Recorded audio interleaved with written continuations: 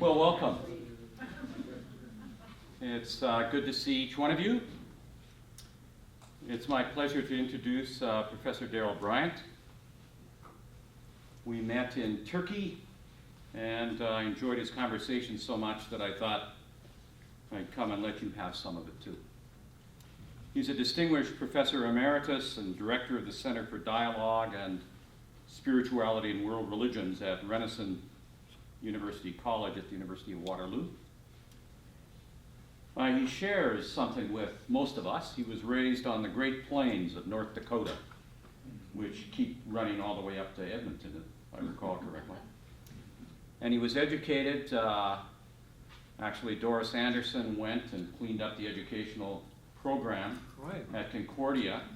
Appreciate that. And then you were able to go a little while later. So that's lovely that you have that connection to Concordia College. He also attended Harvard Divinity School and then completed his graduate studies at St. Michael's University College at the University of Toronto.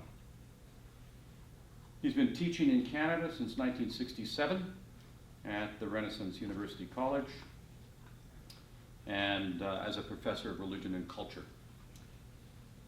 His concern has been with the encounter and dialogue between religions and with men and women within those various traditions on the spiritual life in the very heart of the religious traditions.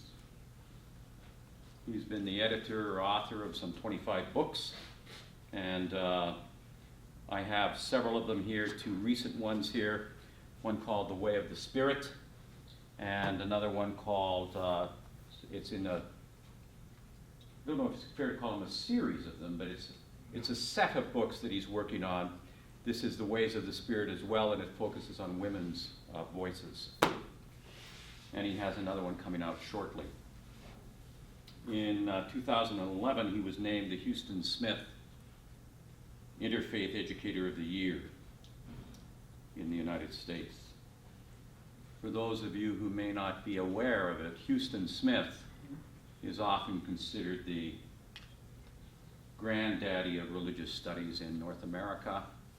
He is always considered the William Shakespeare of religious studies in America. He taught for years, I've always been charmed by this, he taught for years at MIT, at the Massachusetts Institute of Technology, where they had a core set of courses that every engineer and scientist had to take, something that I think we ought to be doing with religious studies.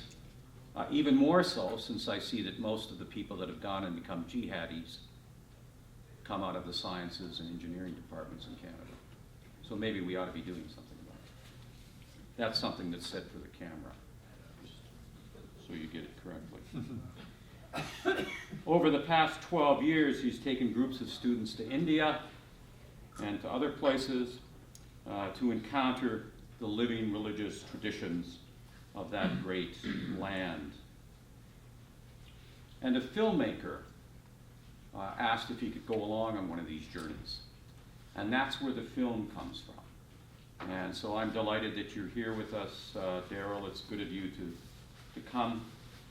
He comes hot off a marriage in India. His daughter was just married in Goa. So we have a deep connection. And he's come to be with us. So I've asked him to just introduce the film briefly, and then we'll roll the film, watch it, and then we'll talk together about it. So, welcome.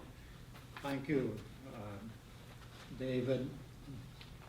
You know, it was one of these rare things that happened in Turkey in kind of an unexpected place and context that I sort of met David. And it's one of those things where there's just a kind of immediate rapport.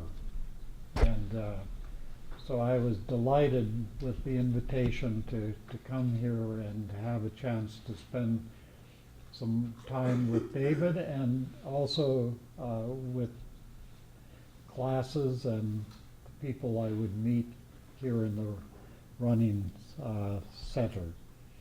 So this film, which is a little over an hour long, is basically a documentary account of my travels in India into the living religious traditions of India with students who came both from the University of Waterloo, but some of them came from the United States, and some of them were younger and some were older, and it was a marvelous experience for me to go with students to India.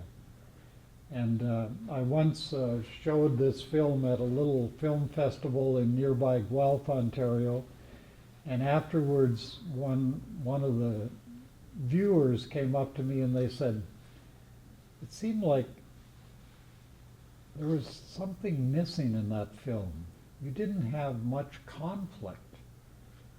And I said, well, it wasn't that we left out the conflict, but in point of fact, we didn't have much conflict. And he said, well, I took a group to Indonesia once, and it was such a disaster that I promised I would never do it again. And that was not my experience, but has really been a rewarding and enriching kind of experience to travel in India with these students. So look forward to seeing it with you and the conversation that we can have afterwards. And there's a lot of food, so please help yourself during the viewing.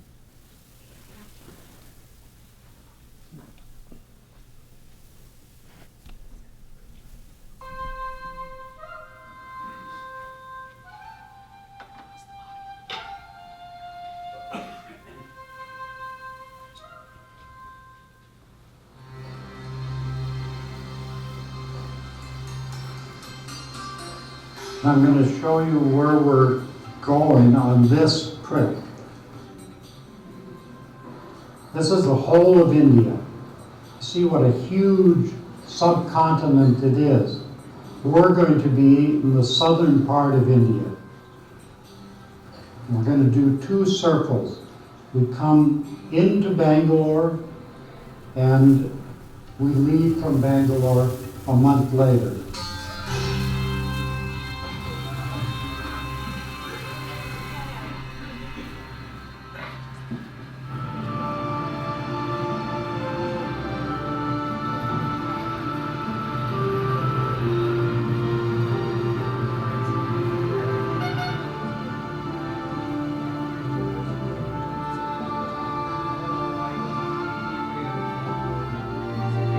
We're cutting loose. 15 of us are leaving our North American lives behind. We're on a spiritual expedition through one of our oldest civilizations and birthplace of most of the world's major religions, the subcontinent of India.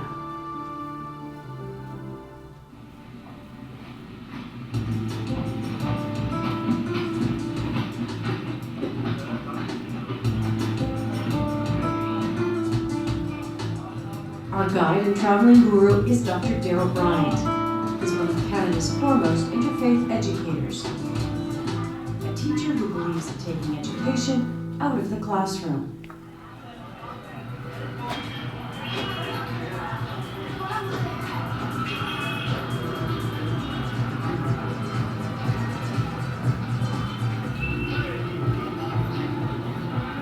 I grew up on the plains of North Dakota, up near the Canadian border.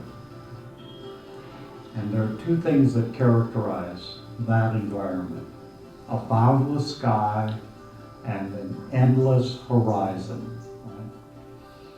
And I think that that was a really important place for me to be. Okay? And I grew up near the border. From the family farm, the only building that we could see from the haymow was across the border in Manitoba. So I've increasingly come to think of myself as a child of the prairies and a border crosser. Because I've crossed many, many borders in my life. And one of those crucial crossings was when I went to university.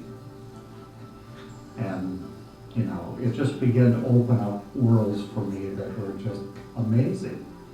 And that's what education was all about for me, and has continued to be. To give people alternative worlds in which to live.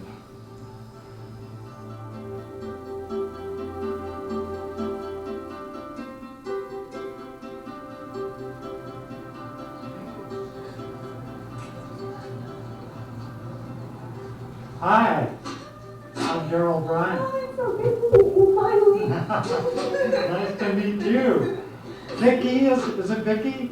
From Alberta, BC. Darrol Bryant. I'm Lisa Casino. Well, you know my daughter, Emma. And your? Andrew Battery. Andrew, nice to meet you.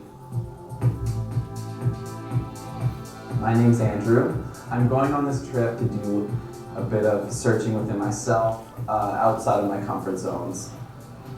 I'm Lisa. I have this thing. I've always wanted to go to India. I love the food. I love the music. I'm looking to be a master yogi. So this is where the roots of yoga all began. So I'm looking to have that experience with another part of the world. Oh. Another, Matt. Great, and you? I'm great. I'm Matt, and I've just finished my undergrad in religious studies, and I thought it'd be a great way to cap off my education to travel to a place as diverse as India. And when I heard that Dr. Bryant was leading the trip, it made an otherwise daunting task seem like a great idea. I think he'd be a great tour guide. And I traveled once with him in Prague, and I loved the experience. And so I thought if ever I was to go to India, it should be with Dr. Bryant.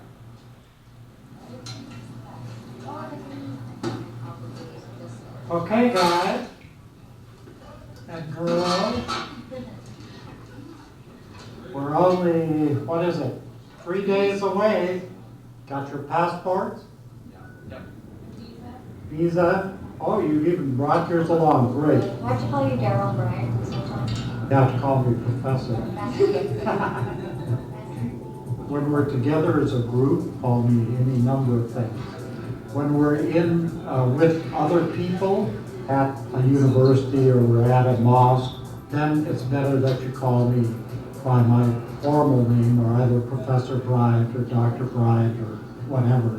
Just because Indian public life is always much more formal. I'm going to take my South India book, and remember, don't be late.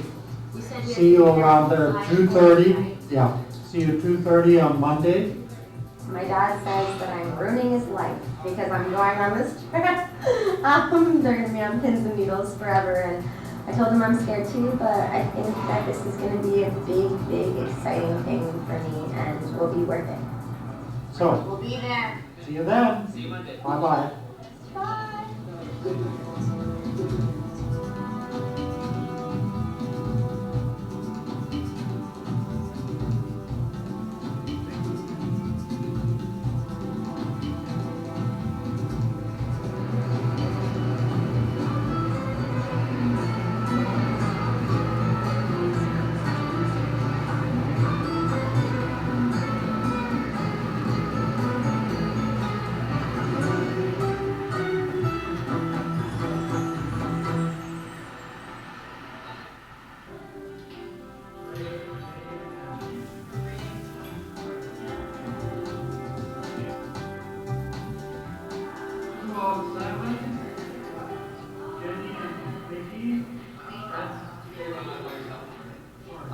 I like the idea that we're going to stay in ashrams with the gurus that Dr. Bryant has a relationship with.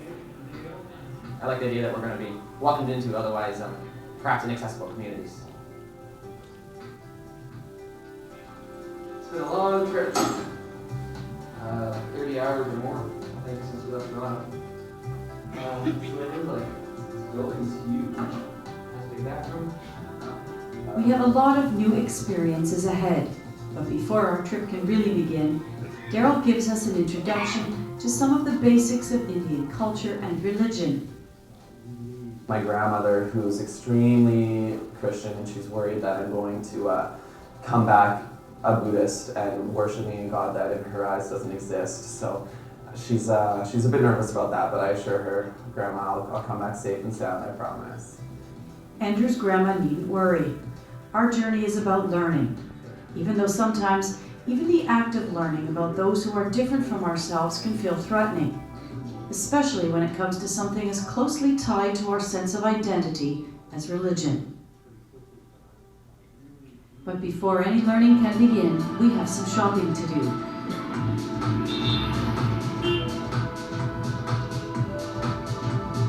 Darrol's instructions for the trip allowed only one backpack each. Dr. Bryant told us we'd buy most of our clothes here. It's all part of our immersion experience. We were instructed just to pack carry-on and what we were wearing. I thought that was pretty neat, that we'd be buying Indian clothing. It's important to make that transition at the very basic level. We have to be back at Carolabama. Blending into that world rather than just being a traveler in a very, very new world. Okay? Okay. All right. So you guys going that way? There. Darrol leaves the women to find clothes wherever they can, or to get them custom made. The men, unfortunately, get the short end of the stick. The women have these beautiful saris and all these brightly colored silks and this fantastic array of clothing they can wear. And it's not as exciting for us. The men set off with Darrol to visit his tailor in the Muslim district.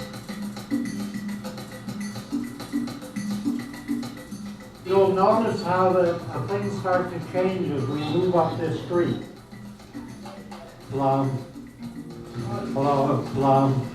He navigates the maze of back streets and Bangalore neighborhoods from his many previous visits. Hi. Hello. Bye. And along the way, he never misses an opportunity to make new friends. Where you come from? Canada. Canada. Yeah. What's your name? Dr. Bryant. Dr. Bryant. Yeah. How is all India? India's wonderful. Always wonderful. Oh, yeah. I come many times. Ah, And your name? Sayed House. Syed Rose. I'm a Muslim. Muslim. Yeah. Nice to meet you. And I see they're expanding the mosque, Ah. making it bigger. They take it 5 times. 5 times? Yeah. Can I come? Welcome. Yeah? Yeah. Okay, good, I will. And that's how it goes. How Darrol believes in changing the world, one conversation at a time. Ah, there's our Western tailor. Hello? Hello? How are you? We need you to make something for this big man. Shoulders. Big shoulders. Heart. Same kind of shirt. Darrol's in his element. I don't understand. You will be taken to. I love this. I love going here, not having the shared language and trying to figure it out. I've done this enough that it always works out. You get 2 inside pockets to you be amazed how useful these are. Oh yeah. That was pretty neat. It was a very small tailor, his shop. It was just 5 feet by 5 feet in one sewing machine. I got the job done. It's a neat experience. It's a good way to get in the mindset of being in India. I'd like to think it helped us fit in, but I have a feeling we still stand out. Look at my new clothes. No more pajamas.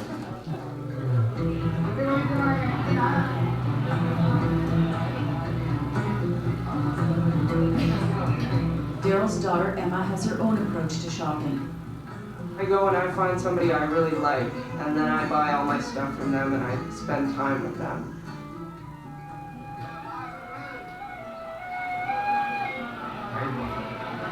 You know French songs? Yeah, just trying to make friends, find people that I can have some sort of connection with.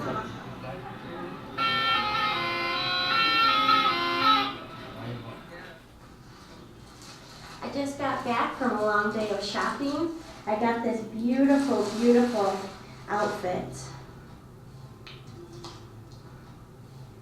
And these pants are quite something. They seem to be 3 times as big as me. They're actually an extra large, but that's how they're supposed to look. And the bottoms are beautiful too. They have a nice cuff at the bottom. We're ready to embark on our very first visit. This is the number one breakfast. Yes. My favorite. Mama. And the sweet and coke and tea. Great breakfast. We're beginning our journey. We're going to visit the Sikhs, and I'm pretty stoked about that. I've studied India, I've seen pictures, but it's a totally different experience to be here. One of the things, we'll all be wearing something over our heads, so that the women have a scarf or something to wear, just to be on the safe side. You might carry something with you that you could use as a head cover. Males and females cover their heads in the group. Darrol hasn't been able to connect with his regular contact in the city, but decides we should head out anyway. Even without an appointment, he's confident we'll be received. As we navigate the unbelievably congested Bangalore traffic, he explains how the Sikh faith is known for its hospitality. Gurdwaras are always open and typically have doors on all 4 sides to represent welcoming people from the 4 corners of the globe. The doors, named after Sikh values, are peace, livelihood, learning, and grace.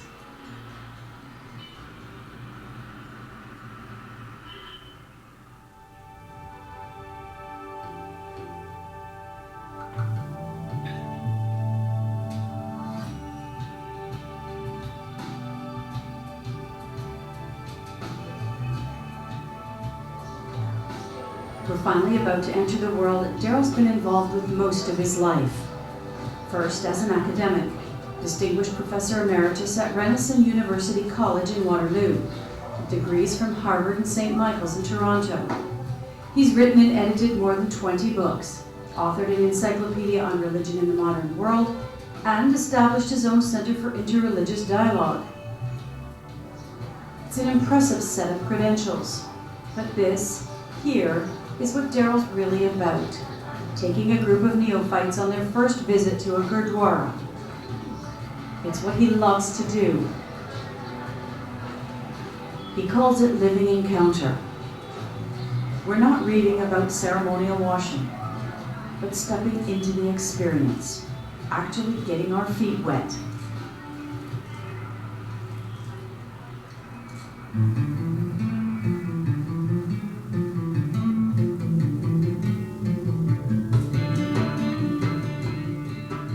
As promised, we receive a warm reception. We're hosted by one of the Gurdwara committee members, since Sikhs have no ordained priests. Refreshing lack of structure and hierarchy. In the main hall, we learn about Sikh fundamentals, their commitment to equality for everyone, which means that although men and women sit on different sides, everyone sits on the ground, a place of humility toward the focus in every Gurdwara, the Sikh scripture. It's housed in a colorful display at the front of the room. And it's this book that's replaced the entire lineage of Sikh leaders, or gurus as they're called. I thought it was really interesting how the last guru decided that they weren't going to follow any certain leader anymore, and that they would just follow the guidelines set out through all the scriptures and hymns that they sang. I think he felt that, they couldn't learn anymore from man. They just had to follow by the rules that were made to just be kind to everyone and make it work in that way, rather than following one man's word. It was, I think, a noble act of the last human guru to declare that there would be none other after him, but still leave the book as a living guru. That is intriguing. Interestingly, it's not a book of rules or regulations. It's a collection of poems and songs. They sing their scriptures. For a Sikh individual, I'm sure the experience is more moving than a dry reading you might get from other religious texts. Now that we're here, where does this journey start? How do we begin to connect with what's new and different? It's very simple. Approach them with respect. In a Hindu mandir, when we're in a Muslim mosque, when we're in the Sikh Gurdwara, wherever it is that we are.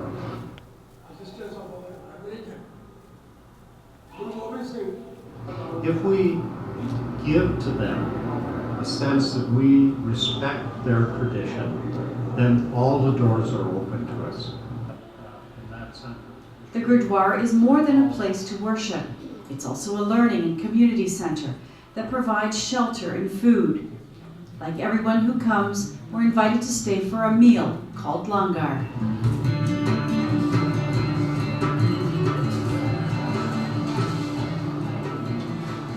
Langar is a very important practice within the Sikh tradition.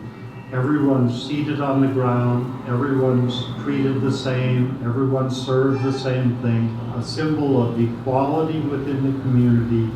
We're all in it together.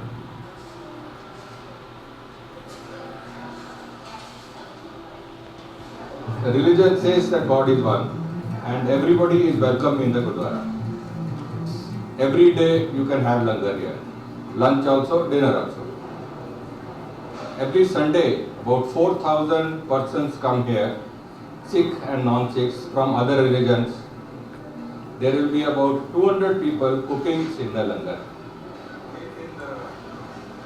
They're feeding everyone of different cultures, and it's one of those things where with food, like with music, it brings people together. Everybody needs that. I also like the emphasis on the constant remembrance of God, putting God into your consciousness, and when you wake in the morning, think about God, pray, go to the river, and so on and so forth, and try to maintain that sort of consciousness throughout the day. That, it seems to me, is the heart of what the Sikhs are all about.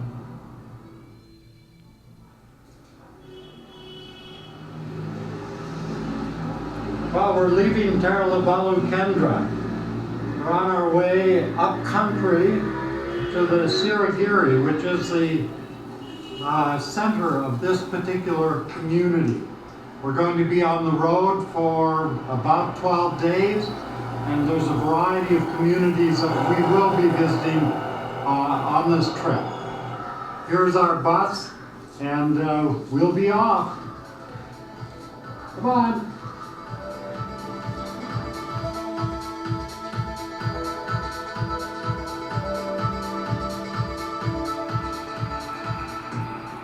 But before we're really out of the gate, we're almost at a standstill, a sign of things to come, and the way being here and the lessons we need to learn needs to be.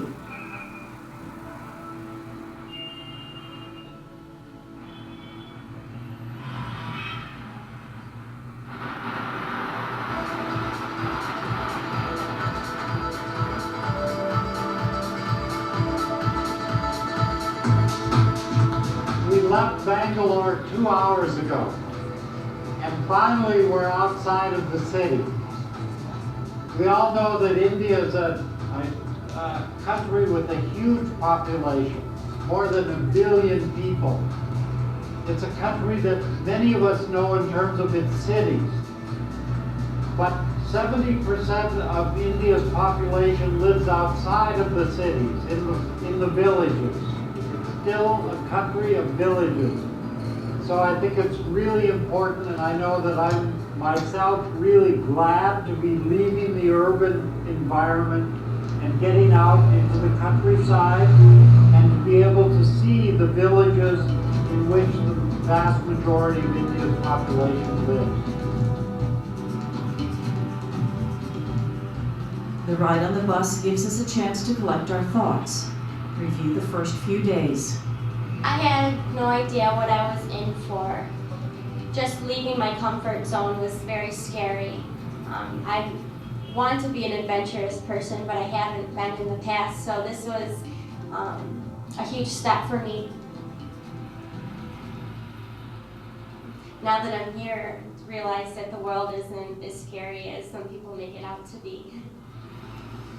It's a journey that takes place on many different levels. There's the outward journey, the physical journey, the cultural journey, the spiritual journey. It takes place on many, many levels. But at the heart is the inward journey that's taking place within the heart of the student.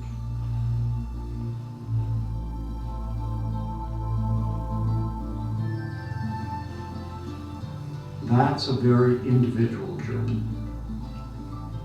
Each of us comes with our own preconceptions, what we don't know, what we misunderstand, or the things we still struggle with.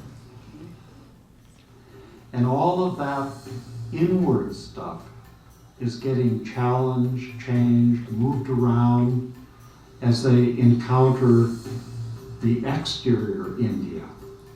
This beautiful, beautiful land, this beautiful country, this beautiful people. All of that is having a deep impact upon the students who are on this journey.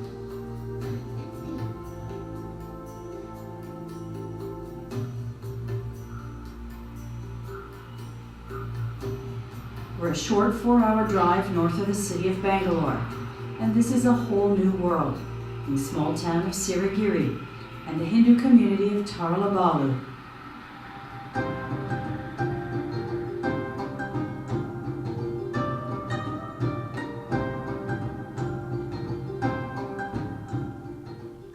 It's headed up by Darrol's dear friend, Dr. Shivamurthy Shivacharya Mahaswamiji, who thankfully invites us to call him just Swamiji.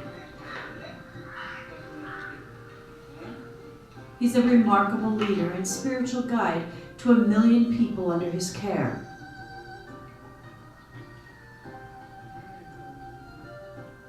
He's made enormous commitments to social and environmental initiatives, as well as innovations in agriculture and Ayurvedic medicine.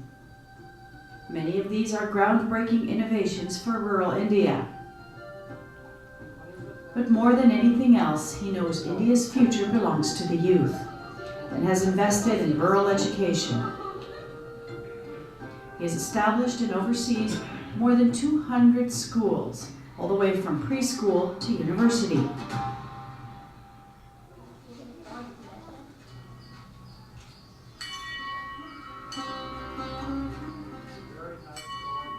This community practices a form of Hinduism that follows the god Shiva. Shivalingaites, or Lingayats as they're called, are different from most other Hindu groups in 2 significant ways. They don't believe in the caste system, and instead of participating in temple worship, they acknowledge a more personal connection with the divine. Each of them carries with them the symbol of God in the form of a lingam stone.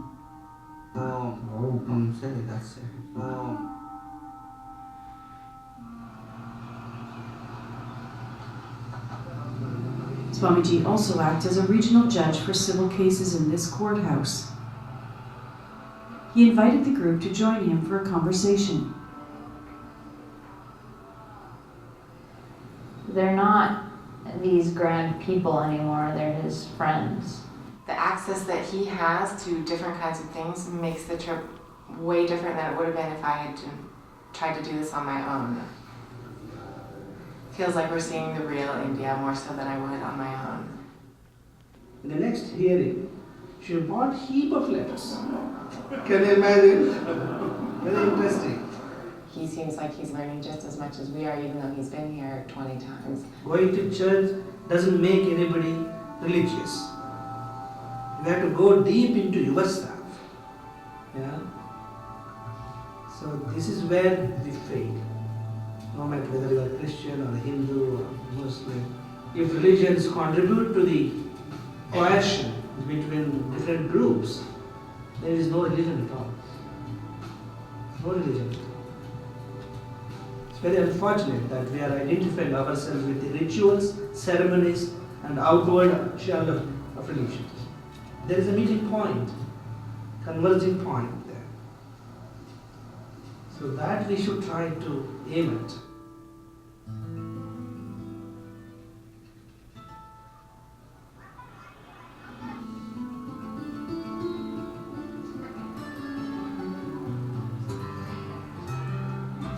We're in Siragiri, and this morning we're going to be taking our group of students with us on a walk through the village. Going to see life in a small town in India. Canoe, canoe, come on! Canoe, canoe! It's a Bryant call. We're just doing a little walk around. One of the unique things about being in India is that we find all the levels of civilizations side by side. The high-tech world of Bangalore and urban India, and then we have village India. So it's really interesting to be in this village and have a walk through and see the way people live and the closeness between the families and the animals.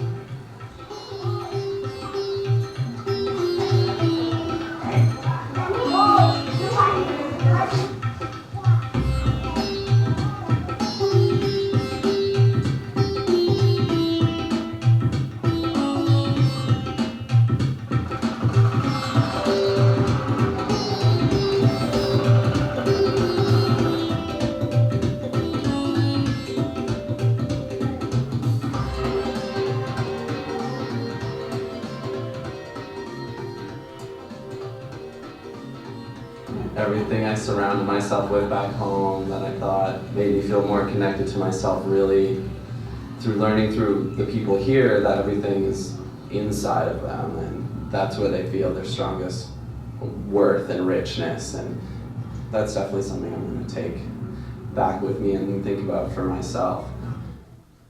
It was a great experience to see all the families and how they live all together.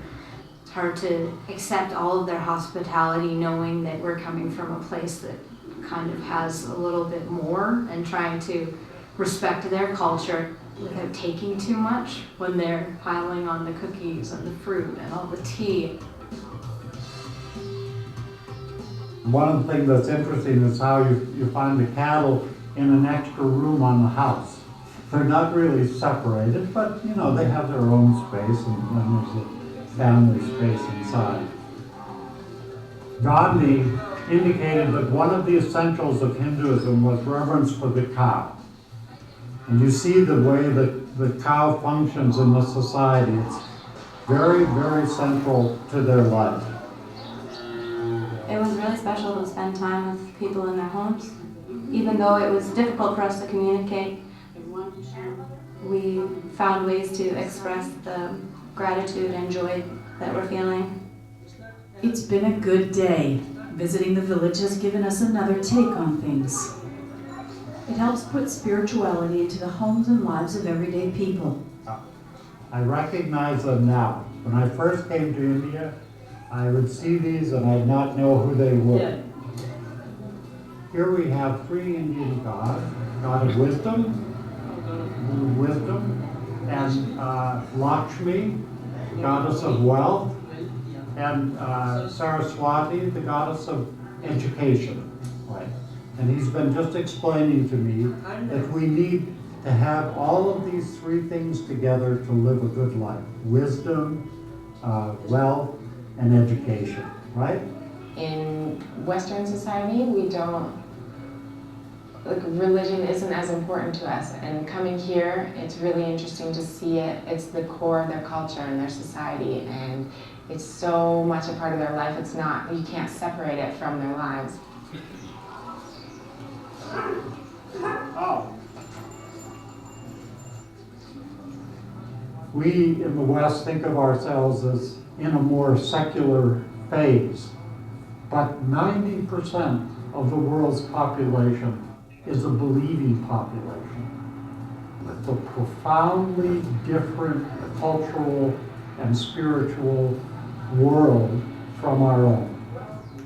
It certainly puts learning about different religious traditions and this trip into perspective. Recognize the differences and then look for connecting points, even in unexpected places. Like the kitchen, where the cook is teaching us how to make our favorite breakfast dish.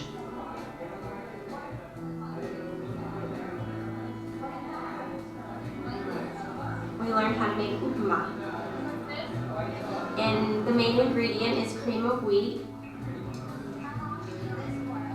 and his carrots and onions.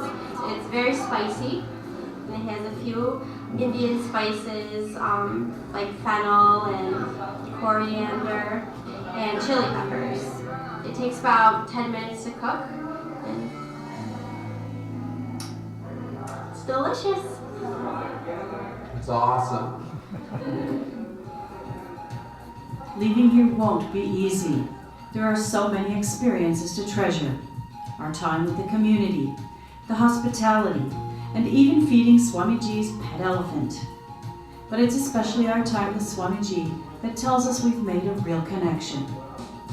It's amazing to be sitting in front of somebody that's done so much, but at the same time, just having stayed at his house, you get that personal sense. And you know, he came and he hung out with us, and especially that night when we had the entertainment night. It was just, you know, friends almost.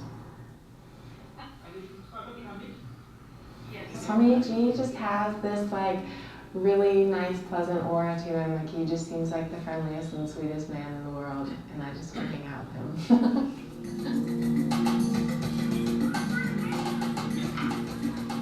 We'd like to stay, but the bus is waiting and the road calls. We're headed southwest. We have an appointment with the head of the Jain religion in India. En route, we stop to overnight in the town of Hassan. While we settle in from our bus ride, Darrol, ever the adventurer, sets off to meet a new friend who's invited him to visit the local mosque.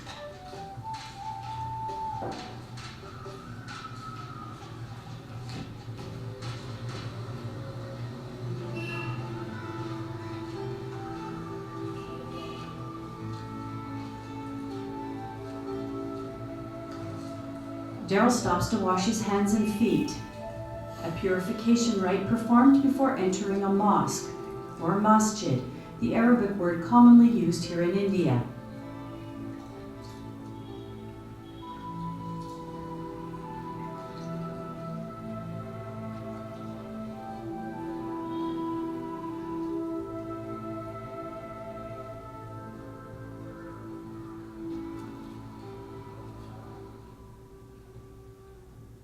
And now you're all right. Mohammed speaks good English from his job at the call center. He offers to show Darrol around. They start by comparing travel notes. You've been to that big mosque in Istanbul? Yes, the Blue Mosque? The big one, yeah. Yes, the Blue Mosque and Soleimani Mosque. Magnificent, really, really beautiful. Mohammed loves to share his faith. Well, yeah, this is a masjid, and masjid is a big hall, and the Kaaba, the way we face in India, is to the west, Saudi Arabia, where the Mecca is. Must Muslims come to the mosque to pray, or can they pray wherever they are? Well, yeah, the men is compulsory for the men to come to masjid, but for the women, they're supposed to pray at home. And people stand shoulder to shoulder along. Right shoulder to shoulder. I can show you. Stand up, see? Right. This is how to stand. By the backs, okay? The Okay. legs. Yeah. And your toe should be there. Okay. And you touch your shoulders. Yeah. Like this is how you this? stand, yeah. Okay. Right. I'll show you the mouse. Like this. Like Allahu this. Akbar. Allahu Akbar. Right. So you're standing in front of Allah. So you forget the world, and it's only the connection between you and your heart and Allah. So you say Allahu Akbar, then Allah is great. Right? And you try here. So, and he puts the whole world back. And he forgets about the world, and his connection is straight to Allah. And you start by reciting the opening Yes. verse of the La ilaha illa Allah. Allah. So, Alhamdulillah Rabbil Alameen. Allah, the creator of the world, creator of the worlds. Right.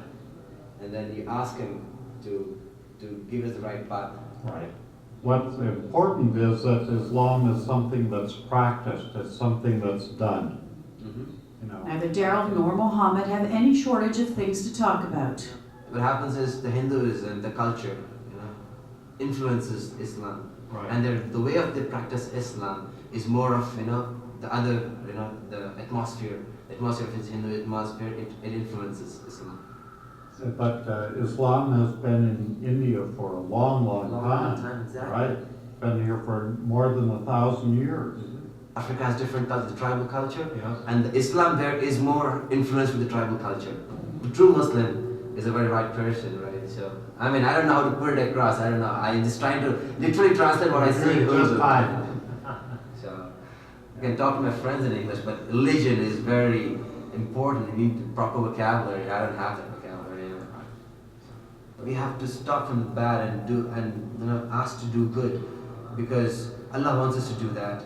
When a person recognizes Allah, if he starts practicing, right, then he will become a good person. We met with Swamiji, and he said the main purpose of religion is to create good people. So we find this conviction in many, many traditions, but we're only speaking about Islam right now. Yeah, so. Thank you, Muhammad. Really beautiful. Right, see, the Turkish Muslims, they're more influenced with the European culture. When you walk on the streets, it's Right. they don't have fear. Muhammad's hospitality is warmly received. The work of dawah, Yeah. when you meet these people, Nice to meet you. Before Darrol goes, Muhammad shows him the grounds. He introduces him to the local imam, and they pose for pictures to honor the visit.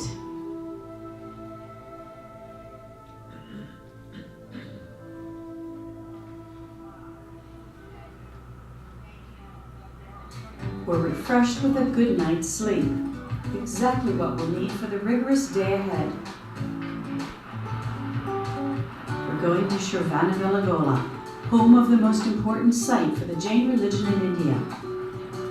We'll be climbing to the top of a mountain 3,000 feet above sea level.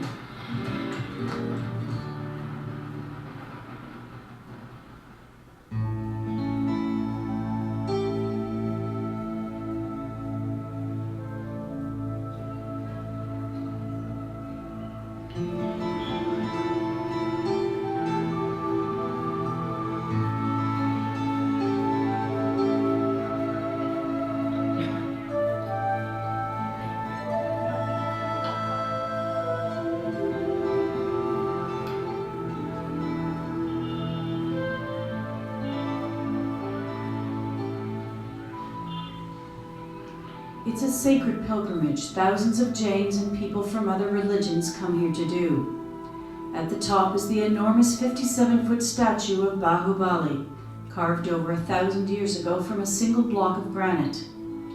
The mystery of how it got to the top of this mountain is still unsolved.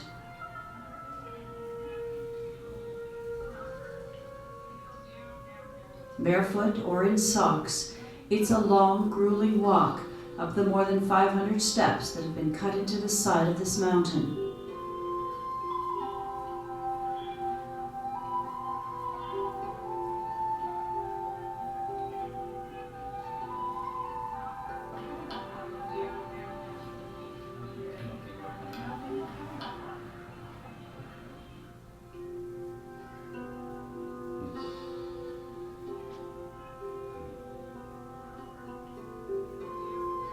The belief is that making this pilgrimage increases karma, where the souls rise to divine consciousness. We all hope it's true. You walk up into the top of the mountain of silence, and as you're up here, no matter how many people are up here and how many children are running around, it's a place of silence, and it allows you to find the silence in yourself. Darrol, who had stayed below to make arrangements for later in the day, still had to come up.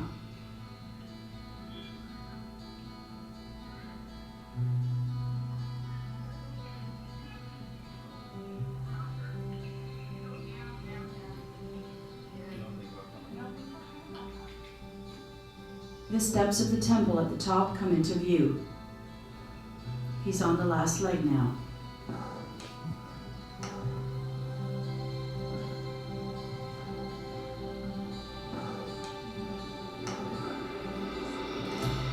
He's almost there.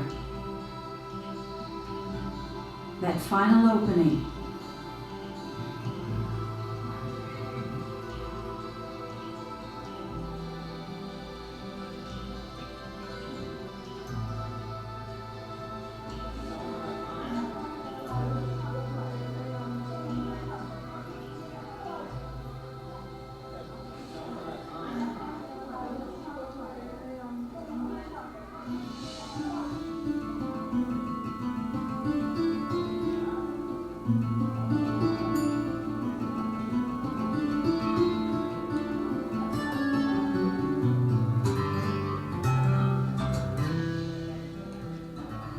coming up here, I kind of remembered all the pictures I've seen of this place and this statue.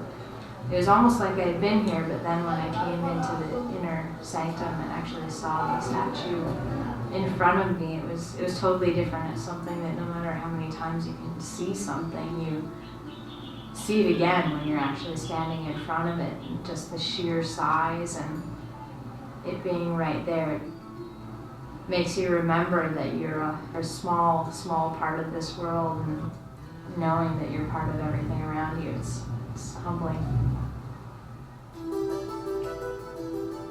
Darrol gives us a primer on Jainism. Despite it being one of the world's oldest monastic traditions, again we hear themes that are familiar to our modern culture, about their central focus on nonviolence and the dedication to the welfare of every being on the planet. They live in a way that minimizes their impact on the earth, but the lengths their monastic orders go to is unexpected. The sky-clad Jains are the ones who are clad only by the sky. So they're the naked Jains. They wander around the countryside without any clothing, and they carry before them a little whisk so that they whisk the ground in front of them as they're walking so that they don't inadvertently step on any living thing and cause its death. The white-clad Jains, they wear clothing, and they wear a mask over their mouth so that they don't inadvertently breathe into their mouth of insects and be responsible for their death. Soon we'll head down the mountain to visit the head of the Jain religion in India. This particular center is referred to as the Vatican of Jainism. The Swamiji we'll meet today is someone I've known for about 15 years, and as the head of this ashram or mutt, there would be no one that would occupy a more important position among the Jains than this fellow.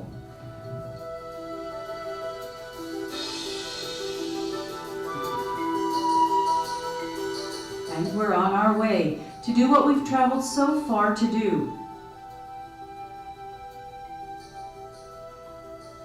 To engage in dialogue.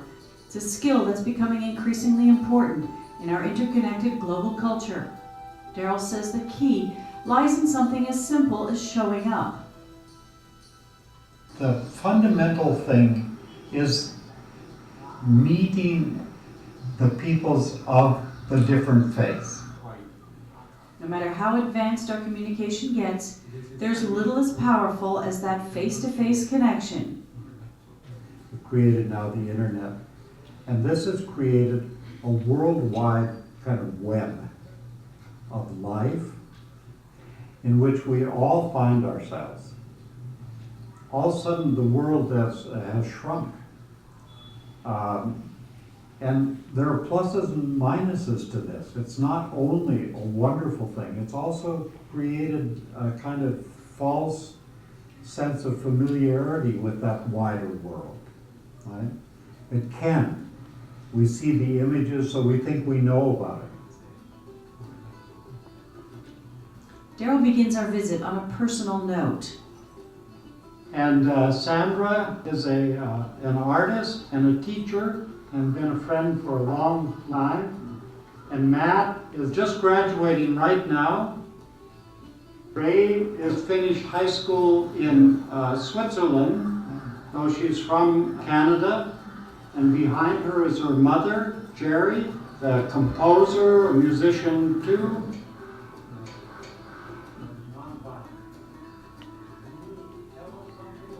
We begin to see dialogue in action.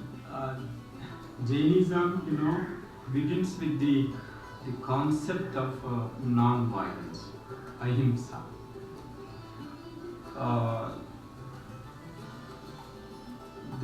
It starts with the food first. We engage in a process of listening and responding, of hearing and speaking. Life of monks is also restricted on the basis of non-violence. Jain teaches we have to respect life. He even used the word soul. Then a new soul comes in the seed and it grows. So Swamiji, the Jain tradition involves your eating and your habits and all of this. It's also very philosophical. There's a very philosophical part of the Jain tradition. And listening to you today, we heard both about the practical and the philosophical. Yeah. So thank you very, very much. You have taken a lot of time to understand this history and the philosophy. And that is important because one should know the philosophy of others. I read Greek philosophy, French philosophy, British philosophy, German philosophy, and A new and surprising world is opening up. Not just different ways to understand things, but new relationships. We were sort of wrapping up, and then his people kind of came in, and he had all these boxes. First of all, I just thought it was for Darrol, because he's been there and everything, and for him to welcome us like that, it's pretty profound.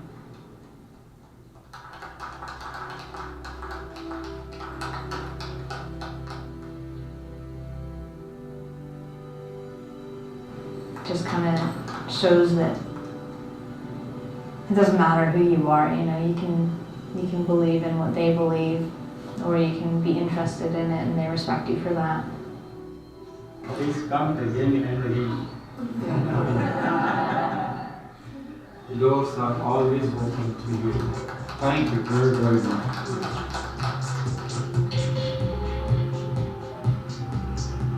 Come again. It's a genuine invitation from our new friends. Now there's an open door for us to continue the conversation. But dialogue like this hasn't always been so accessible. It's a really incredible and important moment in the history of religion. We're in an age of dialogue. This is something that has not happened in the history of the human race. And we have to see that against a backdrop of a long, long history of separation, of isolation.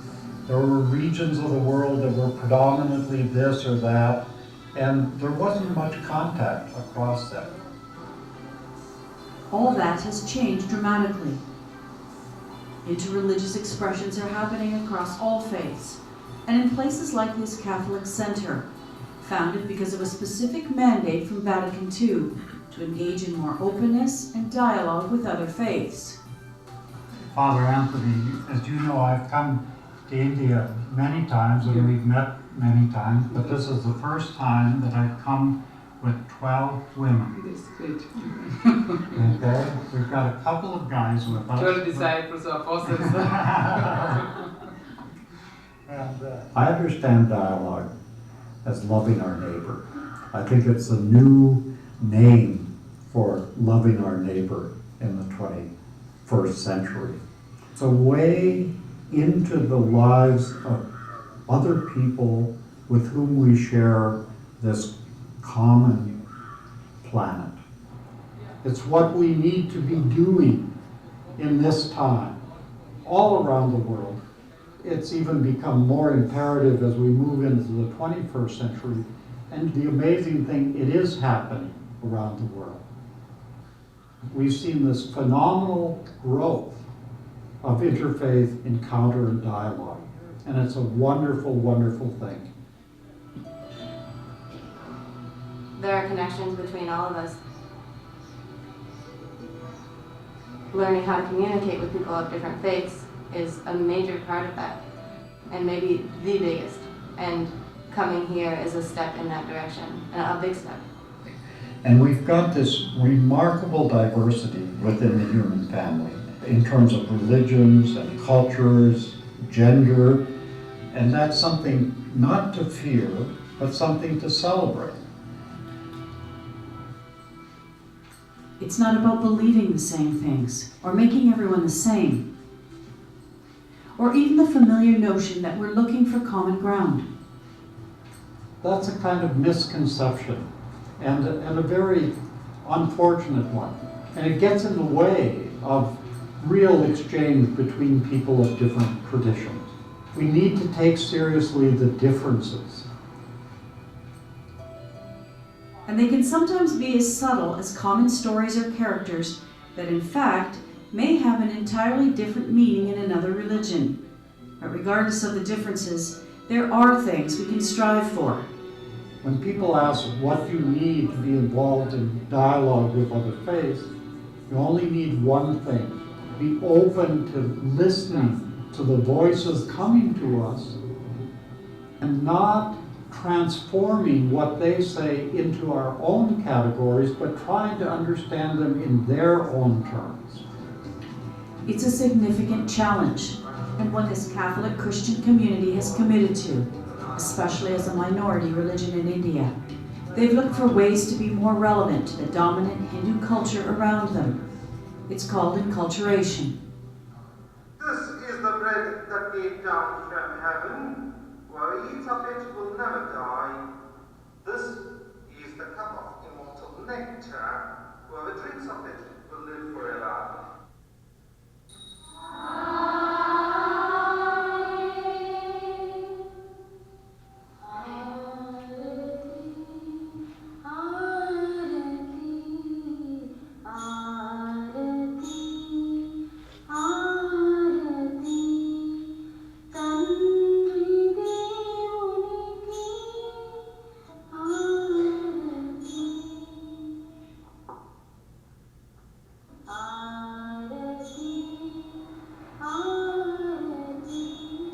We do a lot of experiments with regard to enculturation, how to make Christianity Indian. We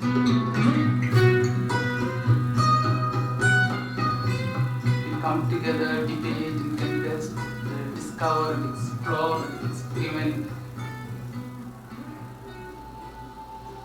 In their search for the relationship between faith and the culture that surrounds them, this community has begun to reimagine their own faith. This is a new interpretation, vibrating with the Asian sensibilities and the Asian dreams and hopes and the religious sentiments.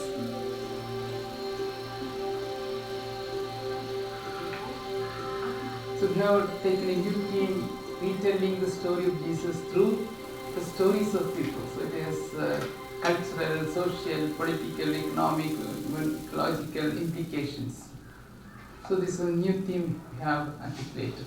So, congratulations.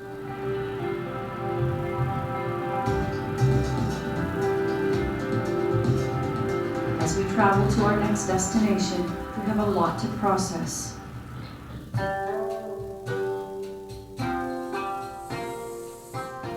We're coming face to face with our differences, but also the beautiful connection we can have with people and cultures so different from our own. And that comes from being able to see the big picture, that common perspective we can all share. You know, we're the first generation who's ever seen our globe as a single unit.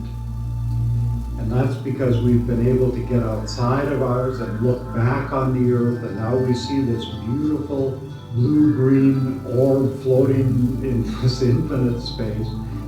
It should bring to us a consciousness that we're all in this together. We are one human family.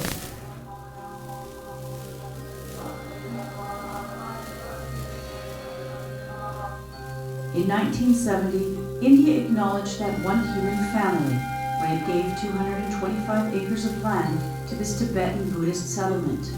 The gift was to help the exiled community preserve its culture and religion.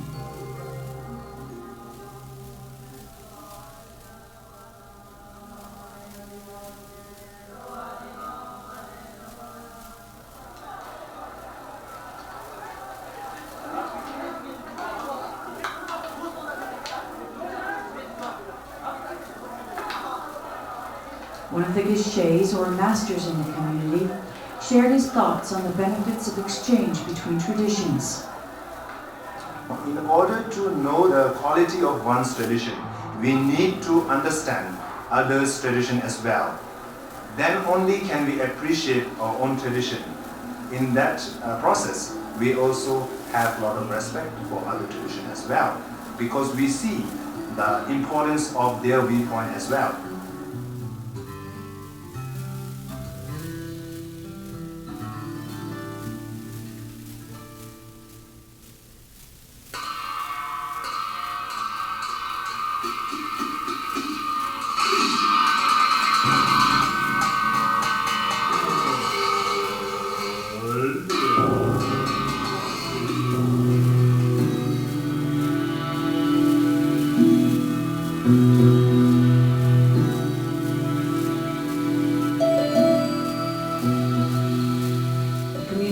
Fascinating place to visit. And as we explore the grounds, the experience of being here begins to do its work in us in ever deeper ways, in our bodies and in the imagination.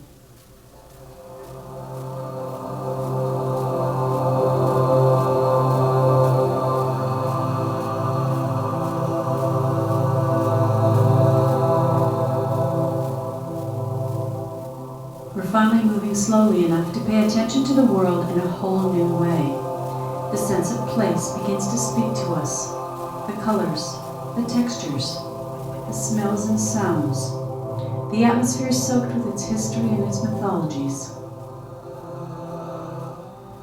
There's a kind of magic that comes from a direct encounter with a new culture,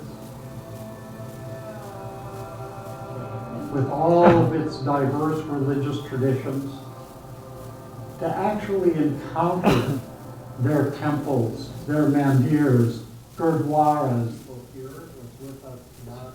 and then the people within them. There's nothing as powerful or as significant in terms of learning about the traditions that shape the life of human beings on this planet. It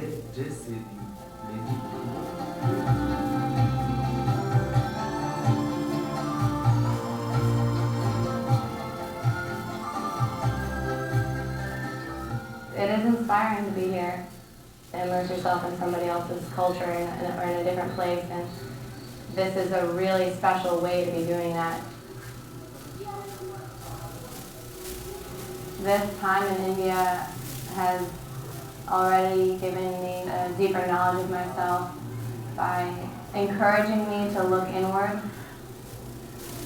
I'm going to be taking a lot of things with me from here. We're seeing all these different things and feeling all these different things. I don't know, I've always not been very spiritual and not been religious and sort of purposely distanced myself from it. And now I see a shift. Like mix them. So all these are explained.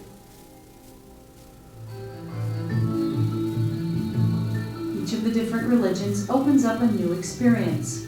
But there's probably nothing quite as tactile as classic Hinduism, which means be ready for anything. Our destination is the temple at the top of this mountain, one of the 7 sacred hills in India. This time we're happy to be traveling by bus instead of on foot. Unfortunately, we can't take the cameras with us, but we never know what we're going to encounter in a temple. Let's go.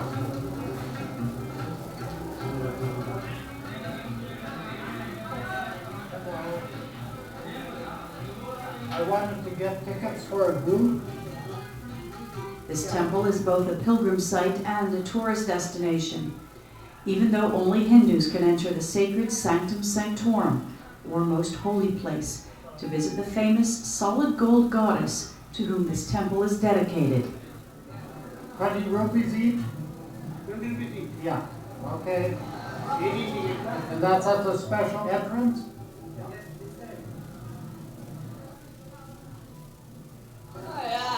Okay. Get one of those things, an offering. You be the offering girl for our group. How much? You want the garland? No.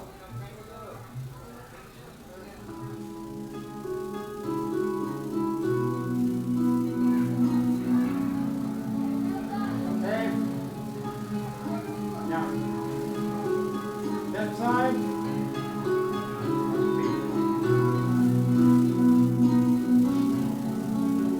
We bring an offering. It's a symbol of giving ourselves to God. The broken shell, our willingness to break the ego. The flesh and milk poured out is our inner self presented to God. Or is it many gods? In Hinduism, it's hard to know. We're really talking about the absolute when we talk about the divine. The absolute is beyond all form. For ordinary human beings, it's very difficult to relate to and worship something that is formless. And so, in the sense of the concession to the human, the divine takes many, many forms.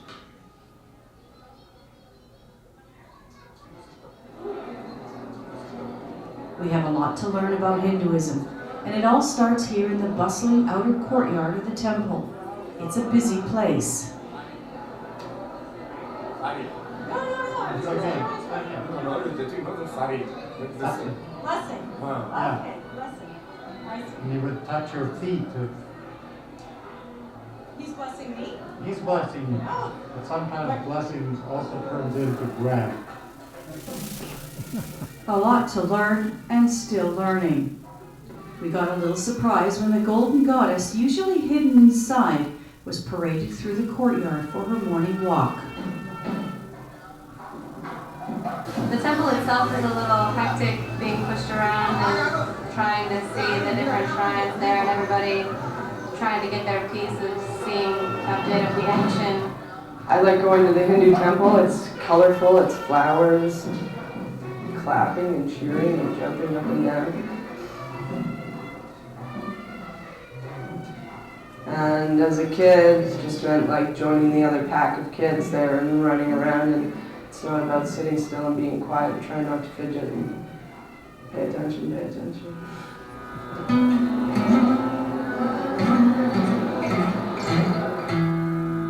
As it turns out, Hinduism is many things to many people. As much about what it's not as what it is. It's not an ism, it's a series of ways.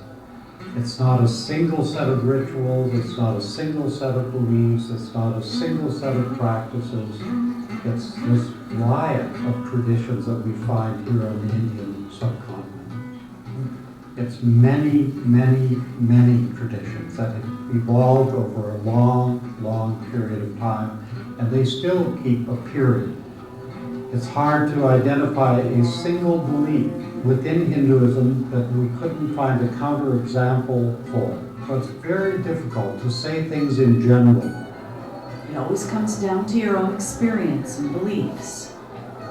Despite the fact that it's essentially a tourist attraction, it's still a place of worship and people take their faith seriously here, and it's inspiring in that way.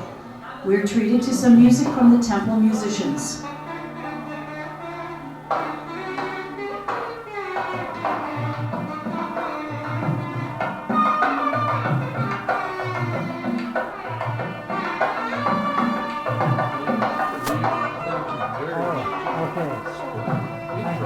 Oh, great. Thank you. Okay. Thank you.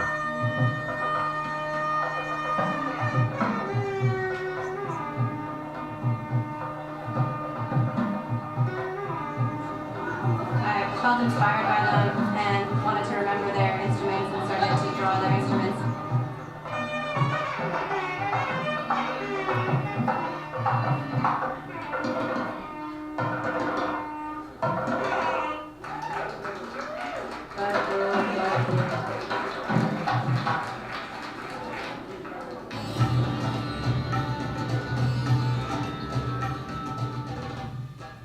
Each and every visit is a new way of seeing the world.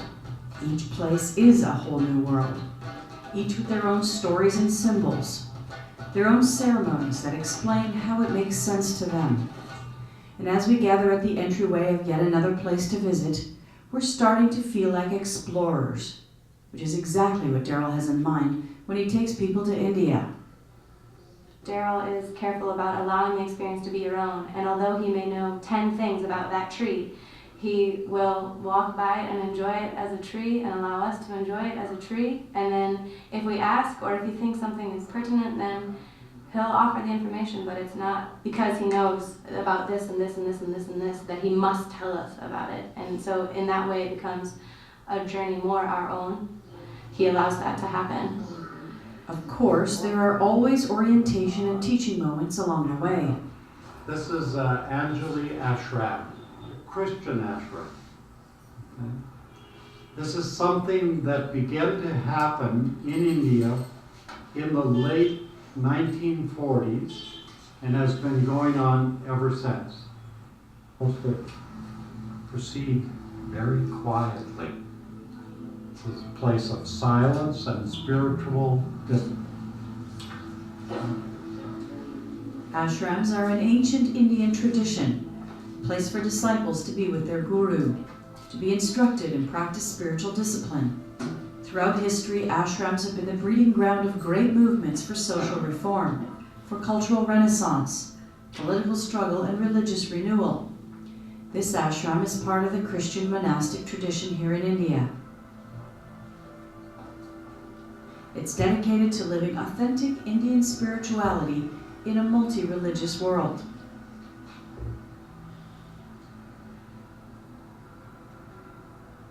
It says that Friday the 31st is the day of fasting and total silence. This is a day of total silence in the ashram. Every Friday is it? Every Friday.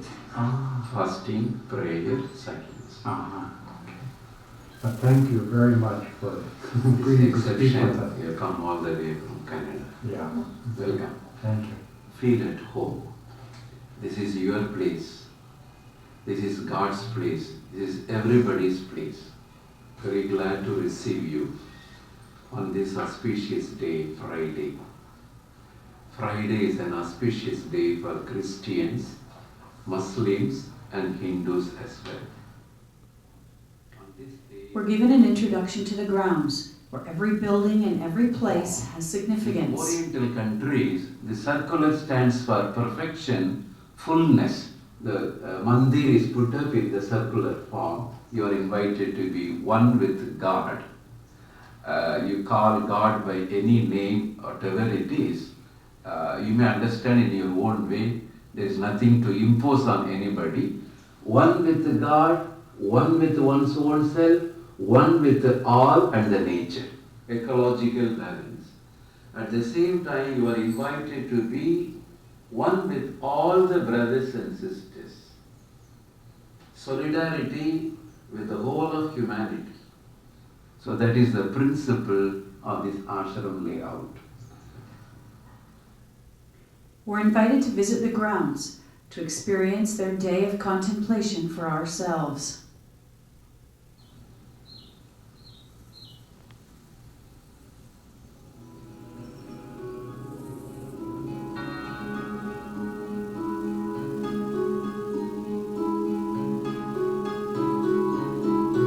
Each of us is alone with our own thoughts. We remember one of the invitations of this place. To be one with one's own self, your uniqueness, your integrity, your oneness.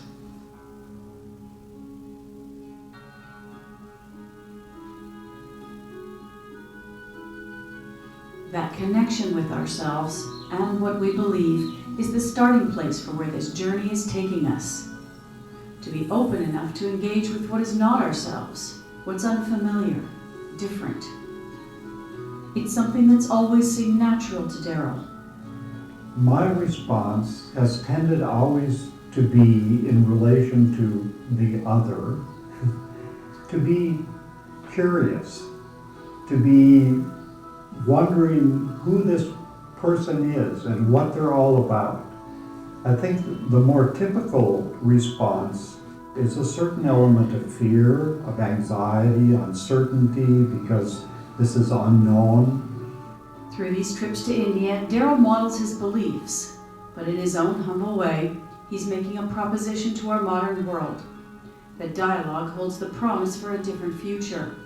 talking instead of picking up guns, dialogue instead of suspicion. It's deceptively simple. I really feel that there's something miraculous about dialogue, this kind of exchange between people that opens up each to the other. And this happens in terms of communities, this happens across religions. And it's really, really crucial that we find a way to overcome that anxiety and enter into the life of the other, whether it's another religion, another culture, another human being. And dialogue to me is the way we can do that.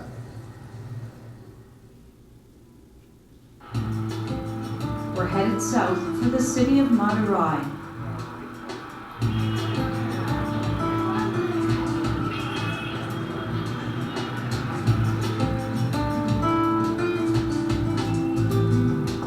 This is a city whose history dates back more than 2,000 years. It's an important center for learning and pilgrimage. Madurai is also home to some of India's oldest and most incredible Hindu temples, with their exquisite sculptures and pantheon figures, the ornate pillars and spectacularly painted ceilings and walls. Our visit to the Meenakshi Temple is an experience many of us will not soon forget.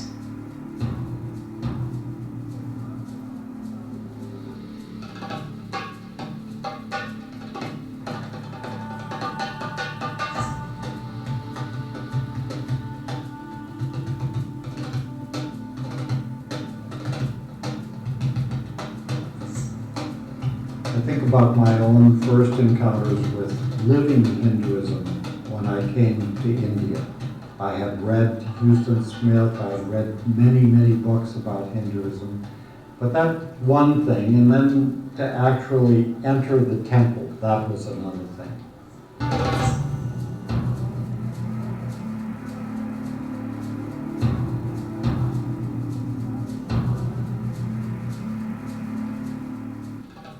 Given my Protestant background, when I entered the temple, I thought, oh my God.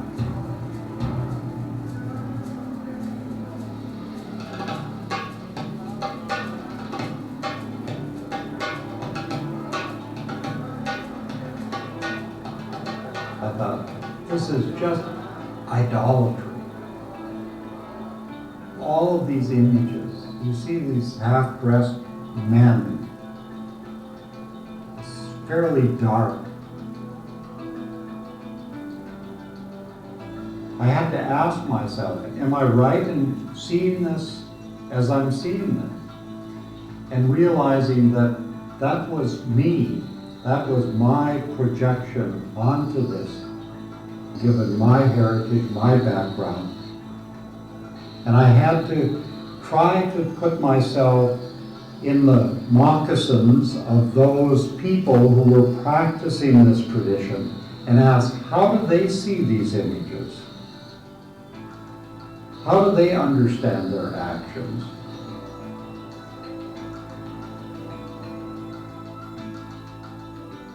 Then you begin to see they understand these images in ways very different from my preconceptions.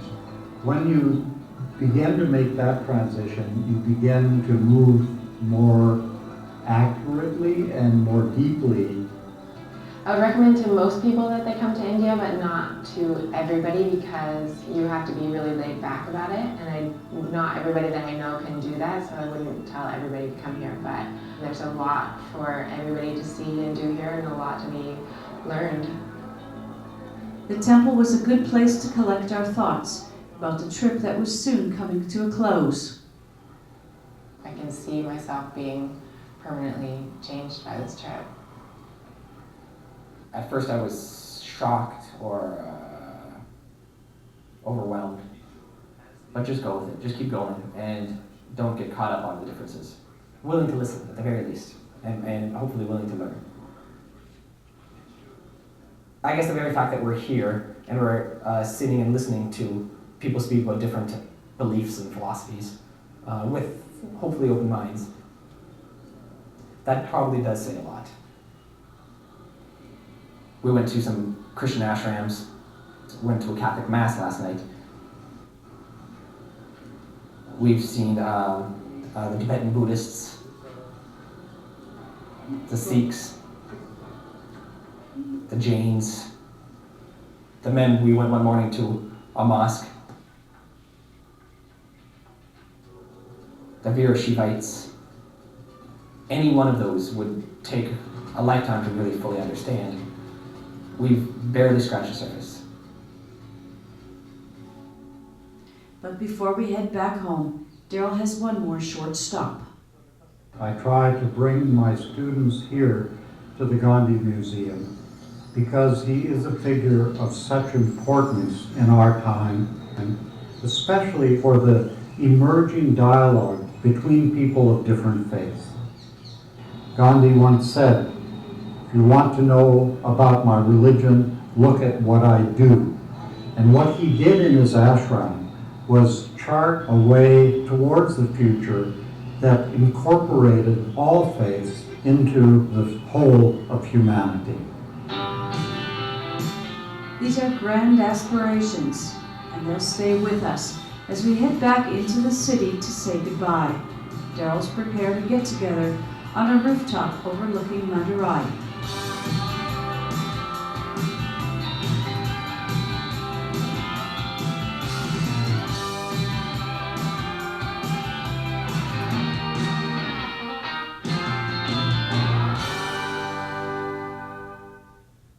Over the time that we've been together, we've seen a lot of different things. We've covered a lot of ground. We've been in many different religious communities. It's important to think a little bit about where we've been and the impact that this has had on us.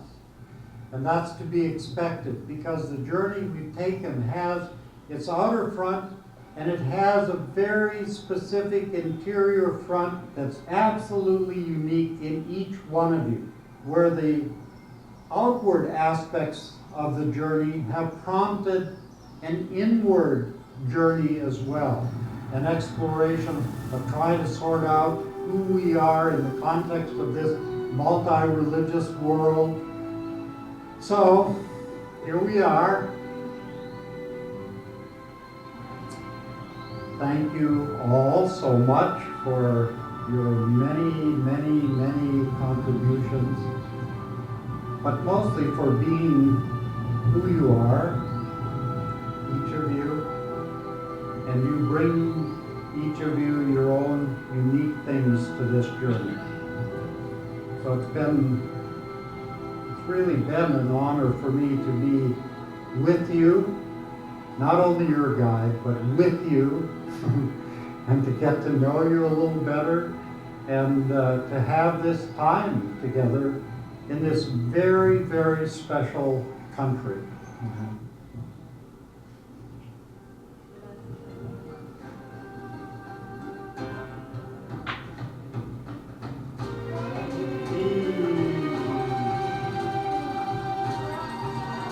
We're heading home to continue the journey there, opening the way forward to do things and meet people we never would have imagined possible.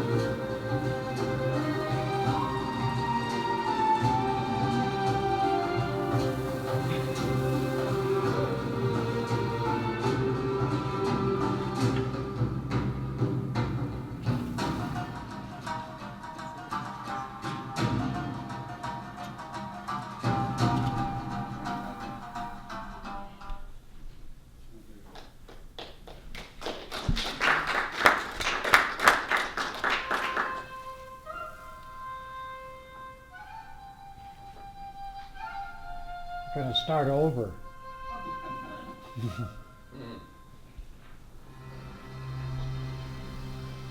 Was the daughter in that film the one that just got married? Yes. Right. My daughter Emma was with that group as well. Are you still leading tours? I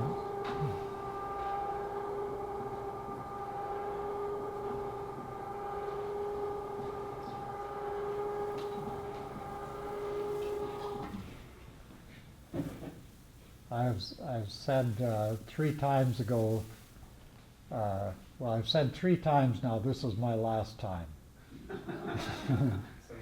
And things seem to come up and I find myself doing it again, but it's a kind of open question at this point. Right. When did you begin doing this? Doing that, 2000. In 2000, I took the first group for 3 months in India. And I was, the same year that I went and took a group for, cost them about $5,000 for a term. I also read about another program out of a university in the United States, and they were charging their students $22,000 for a semester. So I thought we did pretty well. And we travel and stay in ashrams and at universities and sometimes in hotels. And this particular journey was all centered in South India. And we have material that is centered in North India. And there were 2 circles that I tended to do. One in the south, we'd go to Bangalore and then up to Siragiri and to the Jain and to the Mysore and Tibetan Buddhist and down further into Kerala, Madurai. In the north, we would tend to go from Delhi to Amritsar with the Sikhs and up into Dharamsala with the Tibetan Buddhists, Rishikesh, Hindu, Vrindavan, and sometimes I've taken them to Bodh Gaya, the place of the Buddha's enlightenment, and Benares too in the north. And yeah, I just love it. I like doing it, and sometimes my wife has come with me once, and then when I ask her about other times, she always says, well, but we've been there, you've seen those places.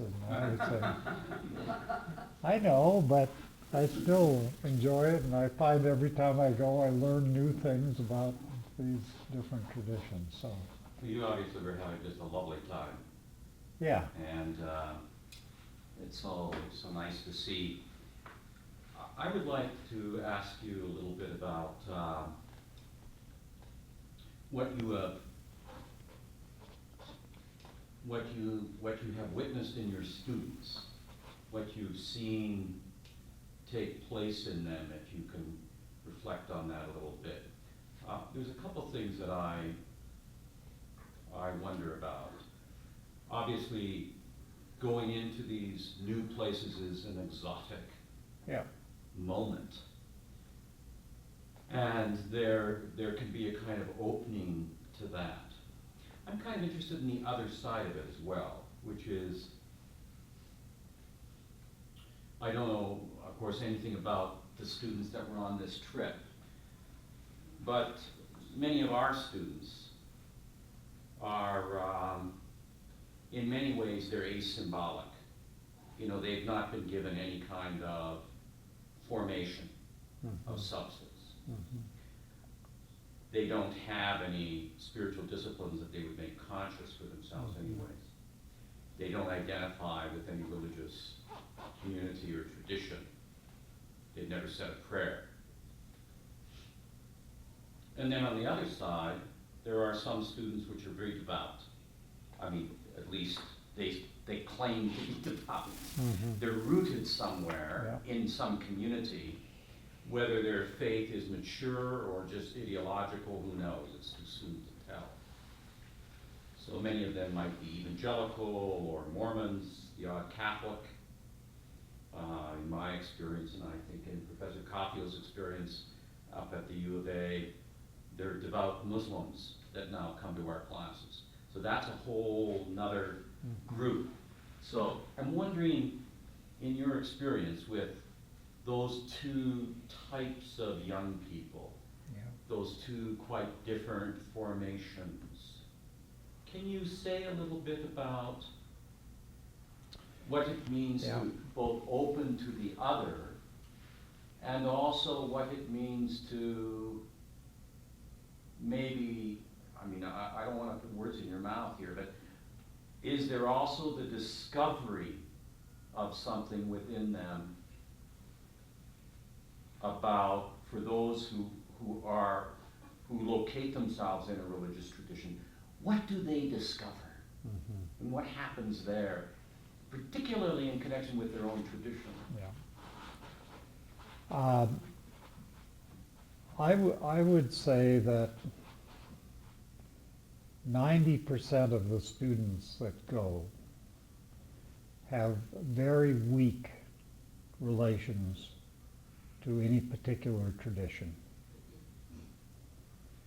if not 100%. I don't, this is it's a self-selecting process. The only thing that they're required to do is to have an interview with me, and if I have any sense of this being a difficult student, or a student that,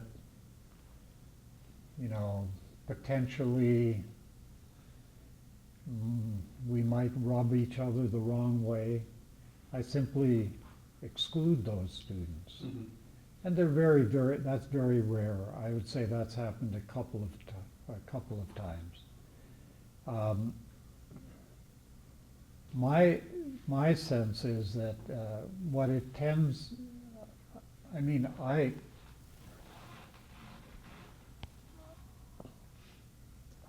really like the fact that we're going into a very different world, so that they do not have too many preconceptions.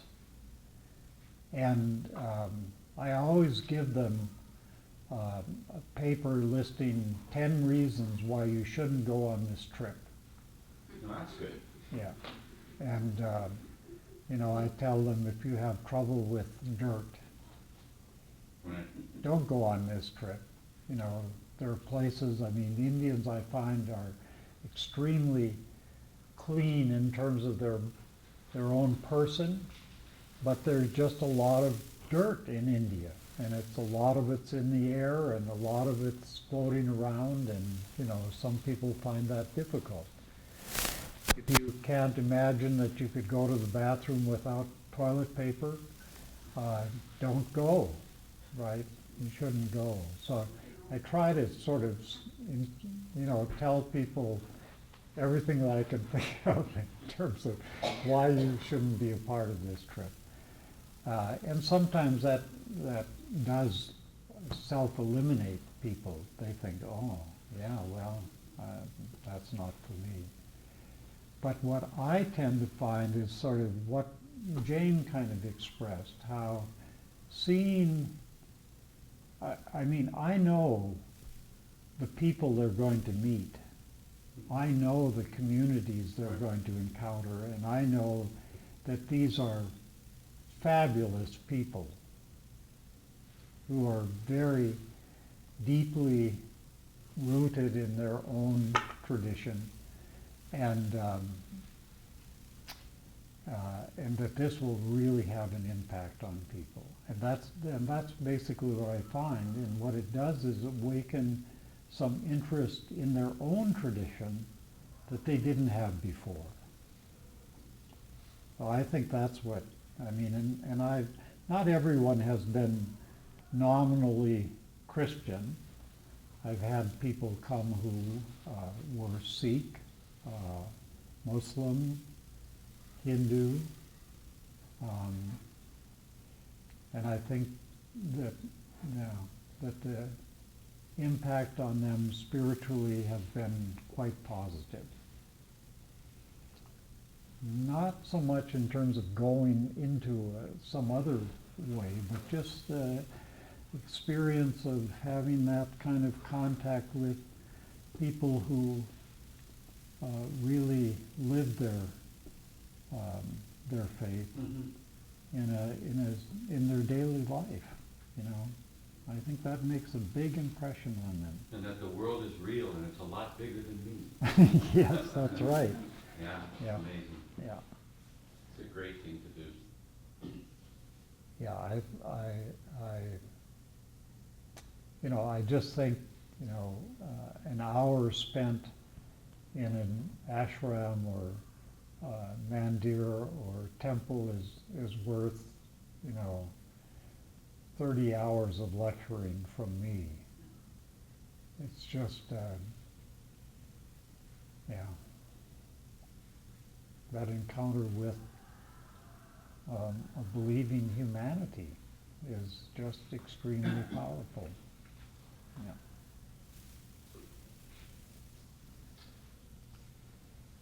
Yeah. I don't know much about India, but I know that certain forms of Hinduism have the caste system. Yes. How do they understand that as serving their beliefs or their traditions? This is I know this about India. I don't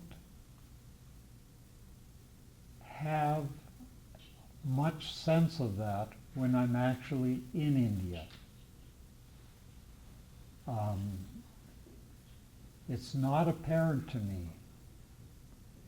I think I'd have to live there a lot longer to sort of learn how to recognize those things.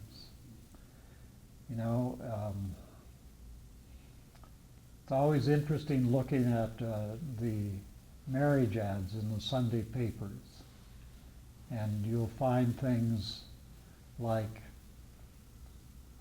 caste, no bar, fair skin preferred. And you try and read between the lines. What exactly does that mean, And so it looks like caste isn't really an issue, but it is an issue, and it's like, is it just about fair skin as opposed to darker skin, or what's going on? Or the one that always got me was homely girl desired. And I was like, what? Homely girl desired. And I finally understood that meant someone who was domestically oriented, someone who liked to take care of the home, and didn't mean about whether they were attractive or unattractive, right? But that question about caste, I know something about that from talking to people who are a part of that untouchable caste. They know that. They still feel it. They encounter it every day. And in India, in terms of the federal government, 25% of all government offices are held in reserve for untouchable people. And there's been an untouchable who's been the president of India. And so I just don't know how, I don't have the eyes to really see how that is sort of going in what I encounter, Is it part of the concept of reincarnation in that you spend a certain amount of time as an untouchable, but in your next life, if you do this job well, you'll come back as, who knows? Yeah, well, in the next life, you could be born you're not necessarily reborn in the same caste or outside of the caste system, which you are as an untouchable.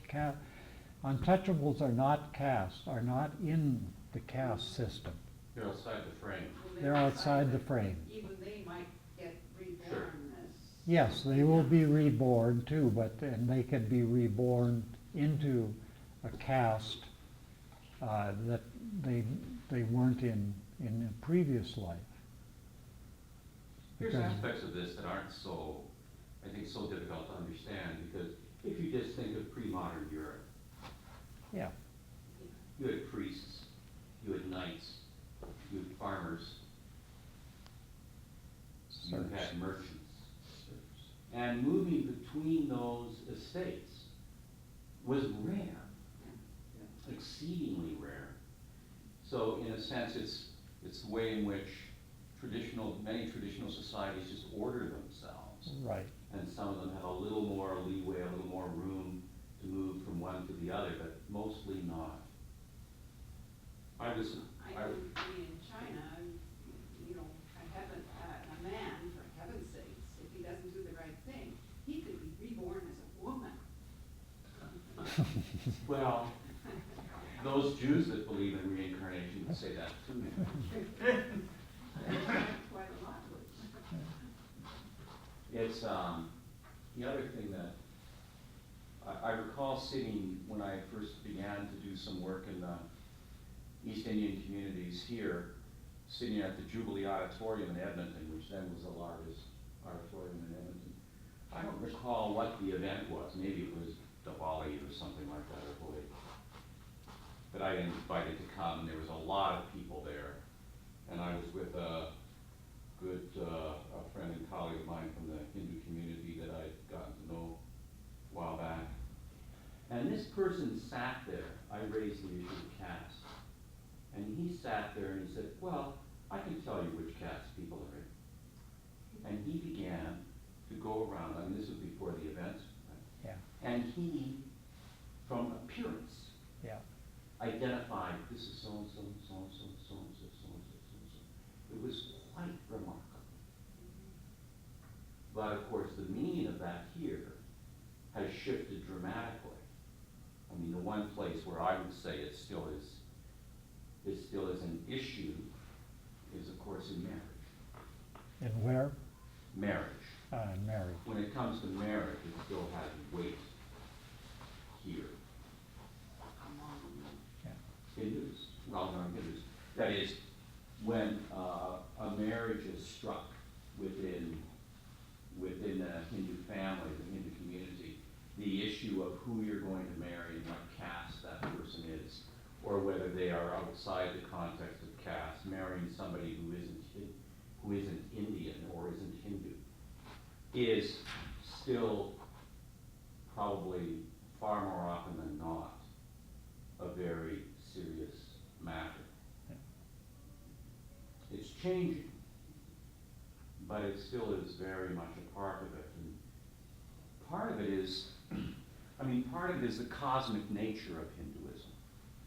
Because there's this sense that, certainly most of the people in the Hindu community that I know who have had children that have gotten married, they will have to have their charts read ahead of time before the decision can be made about them marrying. Their astrological charts read. I recall a very good friend of mine who extremely knowledgeable and very liberal in many ways. Very liberal in many ways. A lovely, lovely person. And he has married Hindus who married Sikhs. And he has been able to work with the families and convince them that this is something that would be okay. So he's a man who has worked those boundaries. But he called me when his daughter decided to marry a boy who was a young man who was, had Scottish ancestry, didn't have anything to do with the church or anything, and asked me to come over because he couldn't talk to his own community about this, and he was utterly flummoxed. And in many ways brokenhearted and baffled. And he told me about driving the two of them and stopping on the highway and turning around to the young man and saying to him, "What do you mean you love my daughter? What are you talking about? You haven't even consulted the stars." You know, and this was said out of the depth of his deepest understanding that this is a relationship that just isn't personal. It's cosmic. It has to do with, well, he even went on to say, don't you realize that we stand on the shoulders of 40,000 generations? So that's the weight of this, I think, for those that still hold that dear. And I've always been amazed at how many do. Yeah. Did they get married? Do you know? No, they did not, but, and it was very, very difficult. Like, I've known this beautiful girl since she was knee-high to a grasshopper, and ended up having to spend a few evenings finding her and stuff like that. But about 3 or 4 years later, she found the right one, who also was not Indian,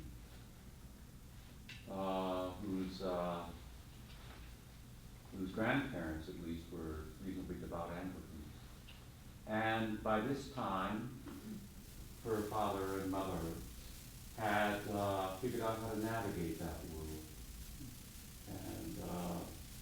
And they had a lovely marriage and lovely relationship with both their families. So, these things do work themselves out, but they take a lot of time. You know, when you ask about caste, I always think about the year we spent in England at Cambridge University, and it was the only time in my life I've felt the impact of class on my life, right, where I was a colonial, right, and knew that I did not have the right kind of accent for Cambridge and Oxford, right, and that was quite apparent to me, and that's why I'm always so confused when I'm in India. I think this should be more obvious to me, but the culture is so unfamiliar to me that I just, it would take a long time to pick up those cultural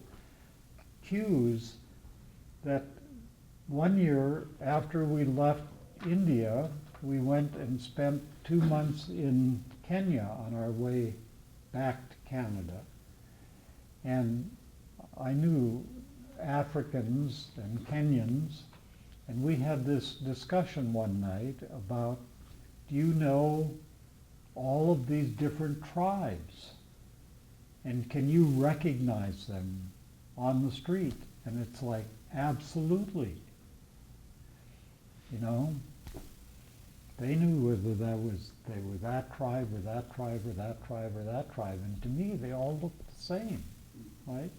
I mean, the Maasai are very distinctive, but many of these other groups were not that distinctive. Yeah. There's such an antagonism between India and Pakistan. Yeah.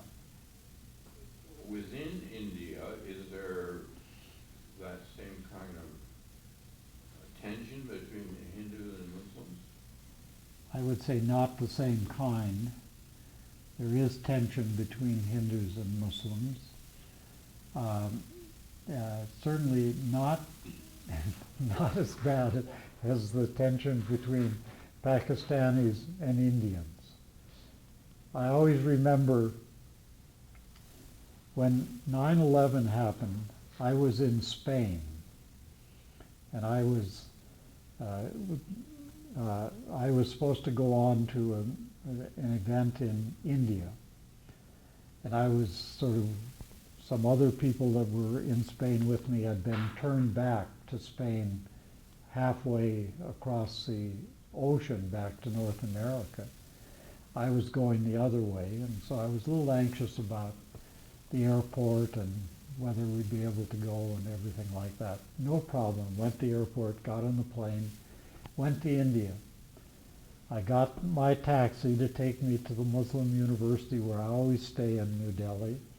The first thing that taxi driver tells me, well, when we get to the bottom of this, it'll turn out that there are Pakistanis involved, right? And I thought that was so characteristic of my experience in India.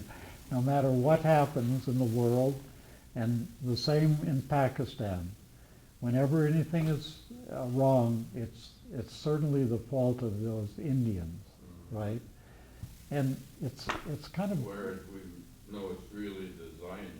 Right, well, or someone else. Or the Palestinians. Right, or the Palestinians, right. And it's the wound.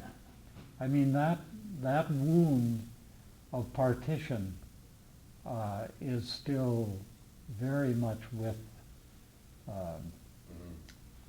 all of those Muslims and Hindus and on whatever side of that border you find them. Yeah.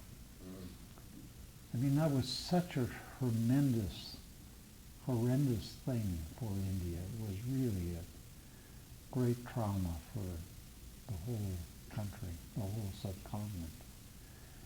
And something, that Gandhi was absolutely opposed to.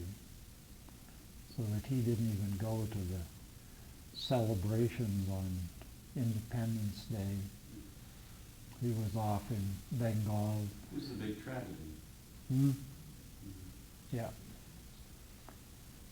Did you want to comment on the film itself? Sure, I would love some.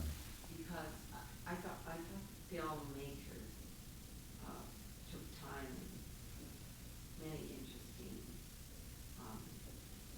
observations that was made by that camera.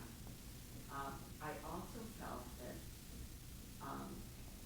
the experience is so unique, because I was thinking, now what if you did this tour in Canada and you came to see David and you came, you had that kind of, which you have already here, to meet the differences in that accepting atmosphere of people who, yourself or David, who's made relationships and not just surface relationships, and how much that does.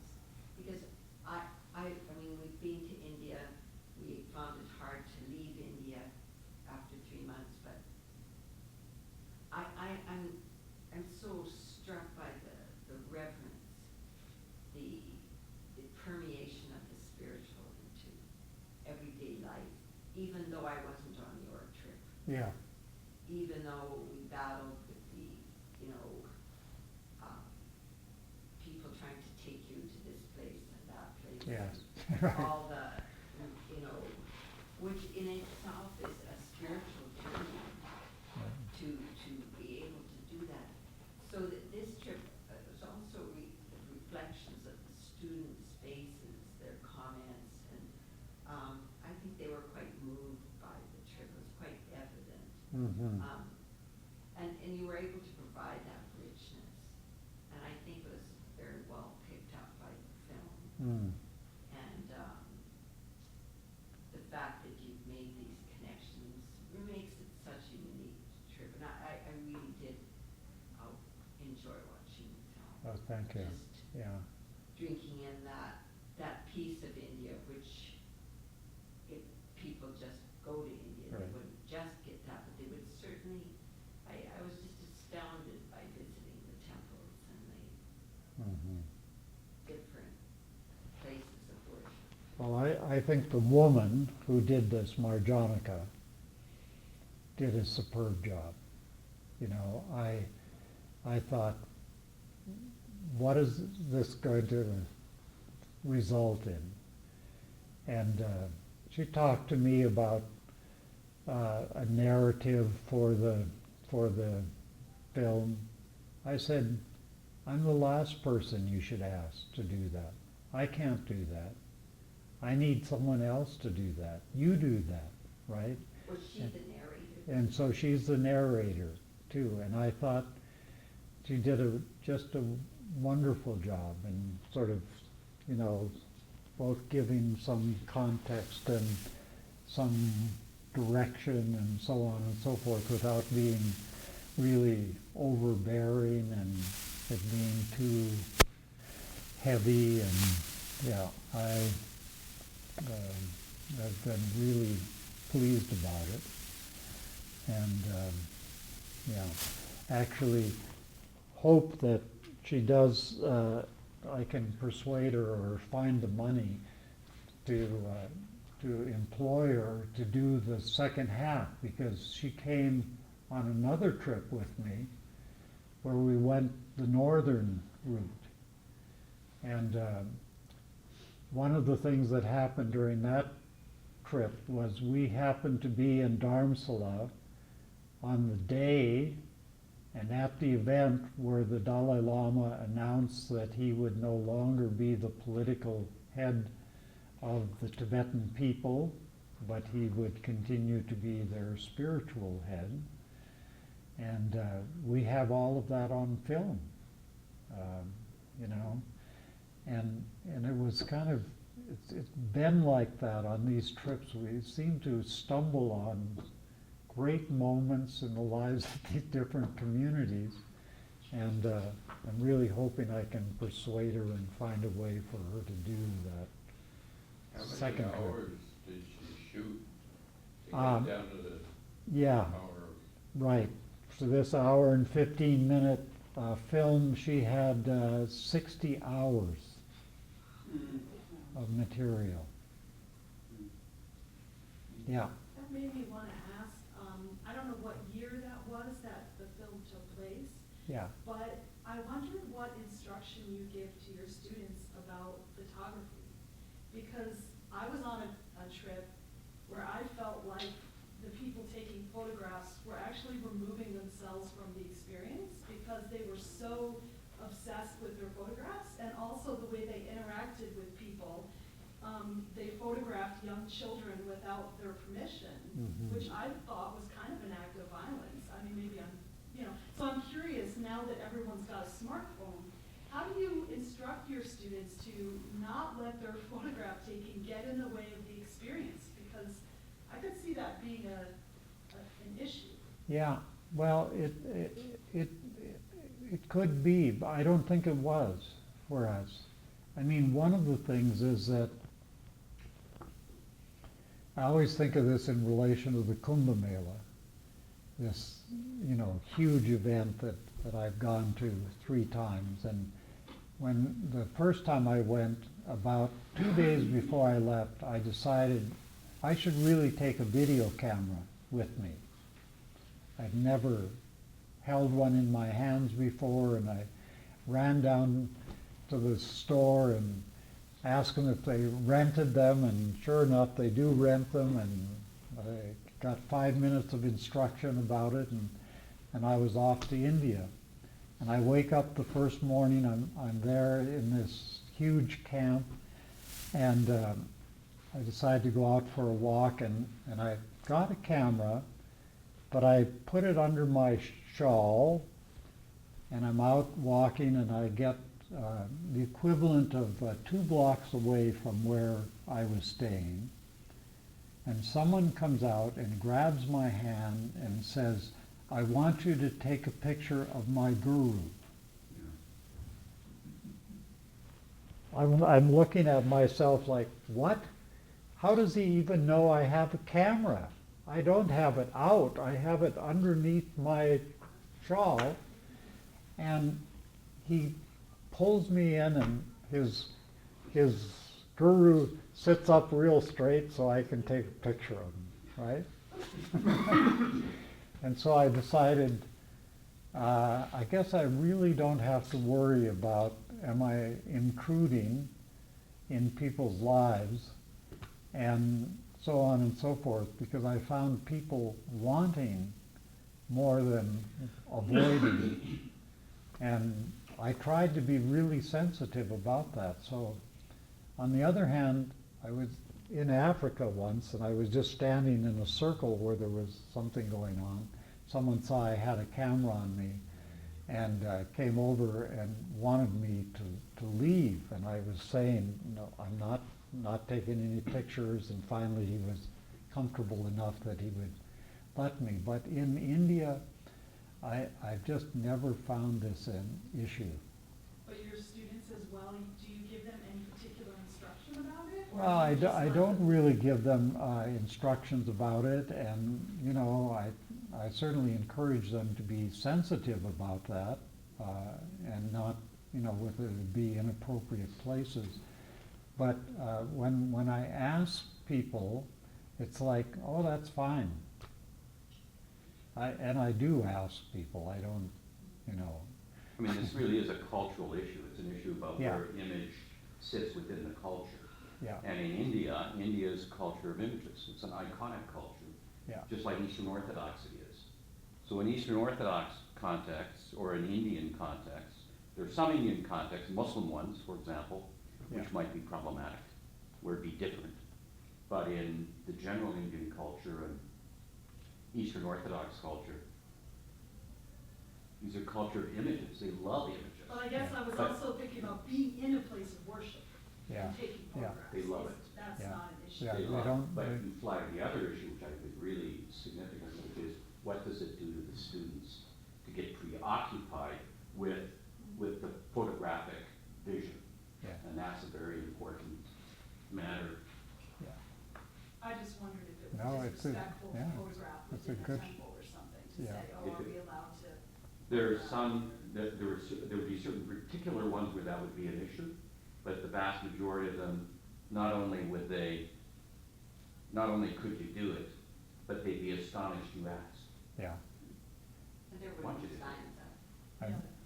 And I know Marjanica was really preoccupied with getting permissions. And I had to say to her after a while, I said, Get that. this is just not going to be possible. You know, I would ask in a general way about it, and they would say fine, and did they want to sign anything? No, they didn't want, I mean, it was like, It's not their culture. no. You know, I was more worried about my university saying, where's your permission slips? Yeah, when you've got 30 million people there, I don't know what I could have done to try and get the permission when at the Kumbh Mela. Yeah. An important summation that you made in terms of dialogue, which is very, very important, especially in times like this. You know, it's better to have dialogue Yes. than to, you know, talk to people at the end of a barrel of a gun. And I think it's so relevant currently. And unfortunately, the powers to be, government in particular, doesn't want to go that way. So, yeah, I think it's a sad situation. But a lot more can be achieved through dialogue, as you've indicated. Yeah. Yeah. I mean, when I began to be interested in this, that wasn't so much the language that was used to speak about dialogue, right? Now it's used all over the place. And I always go back to a simple definition of dialogue that I first encountered in Martin Buber when I was an undergraduate. And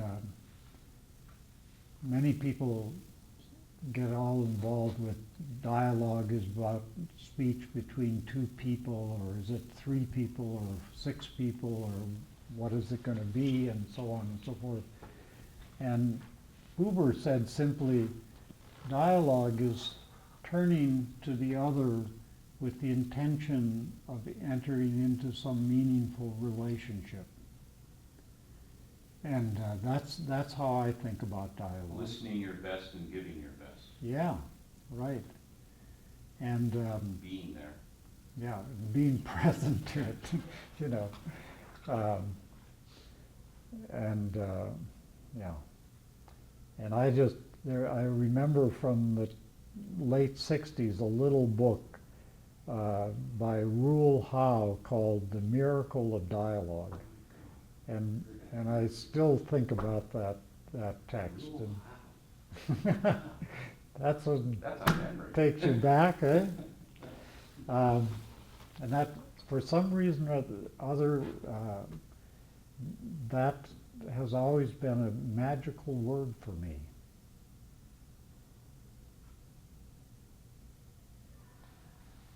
You certainly brought up the film brought up the color and the, you know, the as you mentioned, the dirt of India. I remember when we got that, when my first trip there was 21 years ago, and the first thing I thought, oh, you know, I think we need a bit of levitation in order to travel to India. But you know, but I think for someone new, it comes initially as something that's so overwhelming, you know, especially between Jerry and Mumbai. Yeah. I thought I would come out of this thing, and especially these traveling certain parts, and you're almost excited by the crowd, only because you don't know how to navigate the crowd. But after a while, you tend to see your way through. And the same thing with crossing the streets in these big cities. You know, you eventually learn how to sort of get across from one side of the street to the other. Yeah. But it takes time. And I think in India, there was a Canadian couple that were there, and good advice they gave us: take your time. If you want to go to the post office or get a train ticket, don't expect to get it the next week. Right. Give yourself a day or two. Right. And good advice. Yeah. I know when we go to India, when I take people on these trips, I know and I have arranged for where we're going to be long before we set out. So everything is done, because I know when we were in India as a family and we decided we wanted to go up to Dharamsala, or we wanted to go to, you know, Benares or something like that, and I had to give myself a day or two to get tickets. It never could happen more quickly than that. And that really takes some getting used to. It's challenging, right? Anyway. Well, thank you so yeah, much. Thank you. I mean, I really appreciate your attentiveness and your willingness to sit here and to watch this film again with me. And I'd also like to thank Professor Caulfield, who's invited Darrol into 2 of her classes here so that the students can benefit from it. We appreciate that. So thank you so much. Yeah.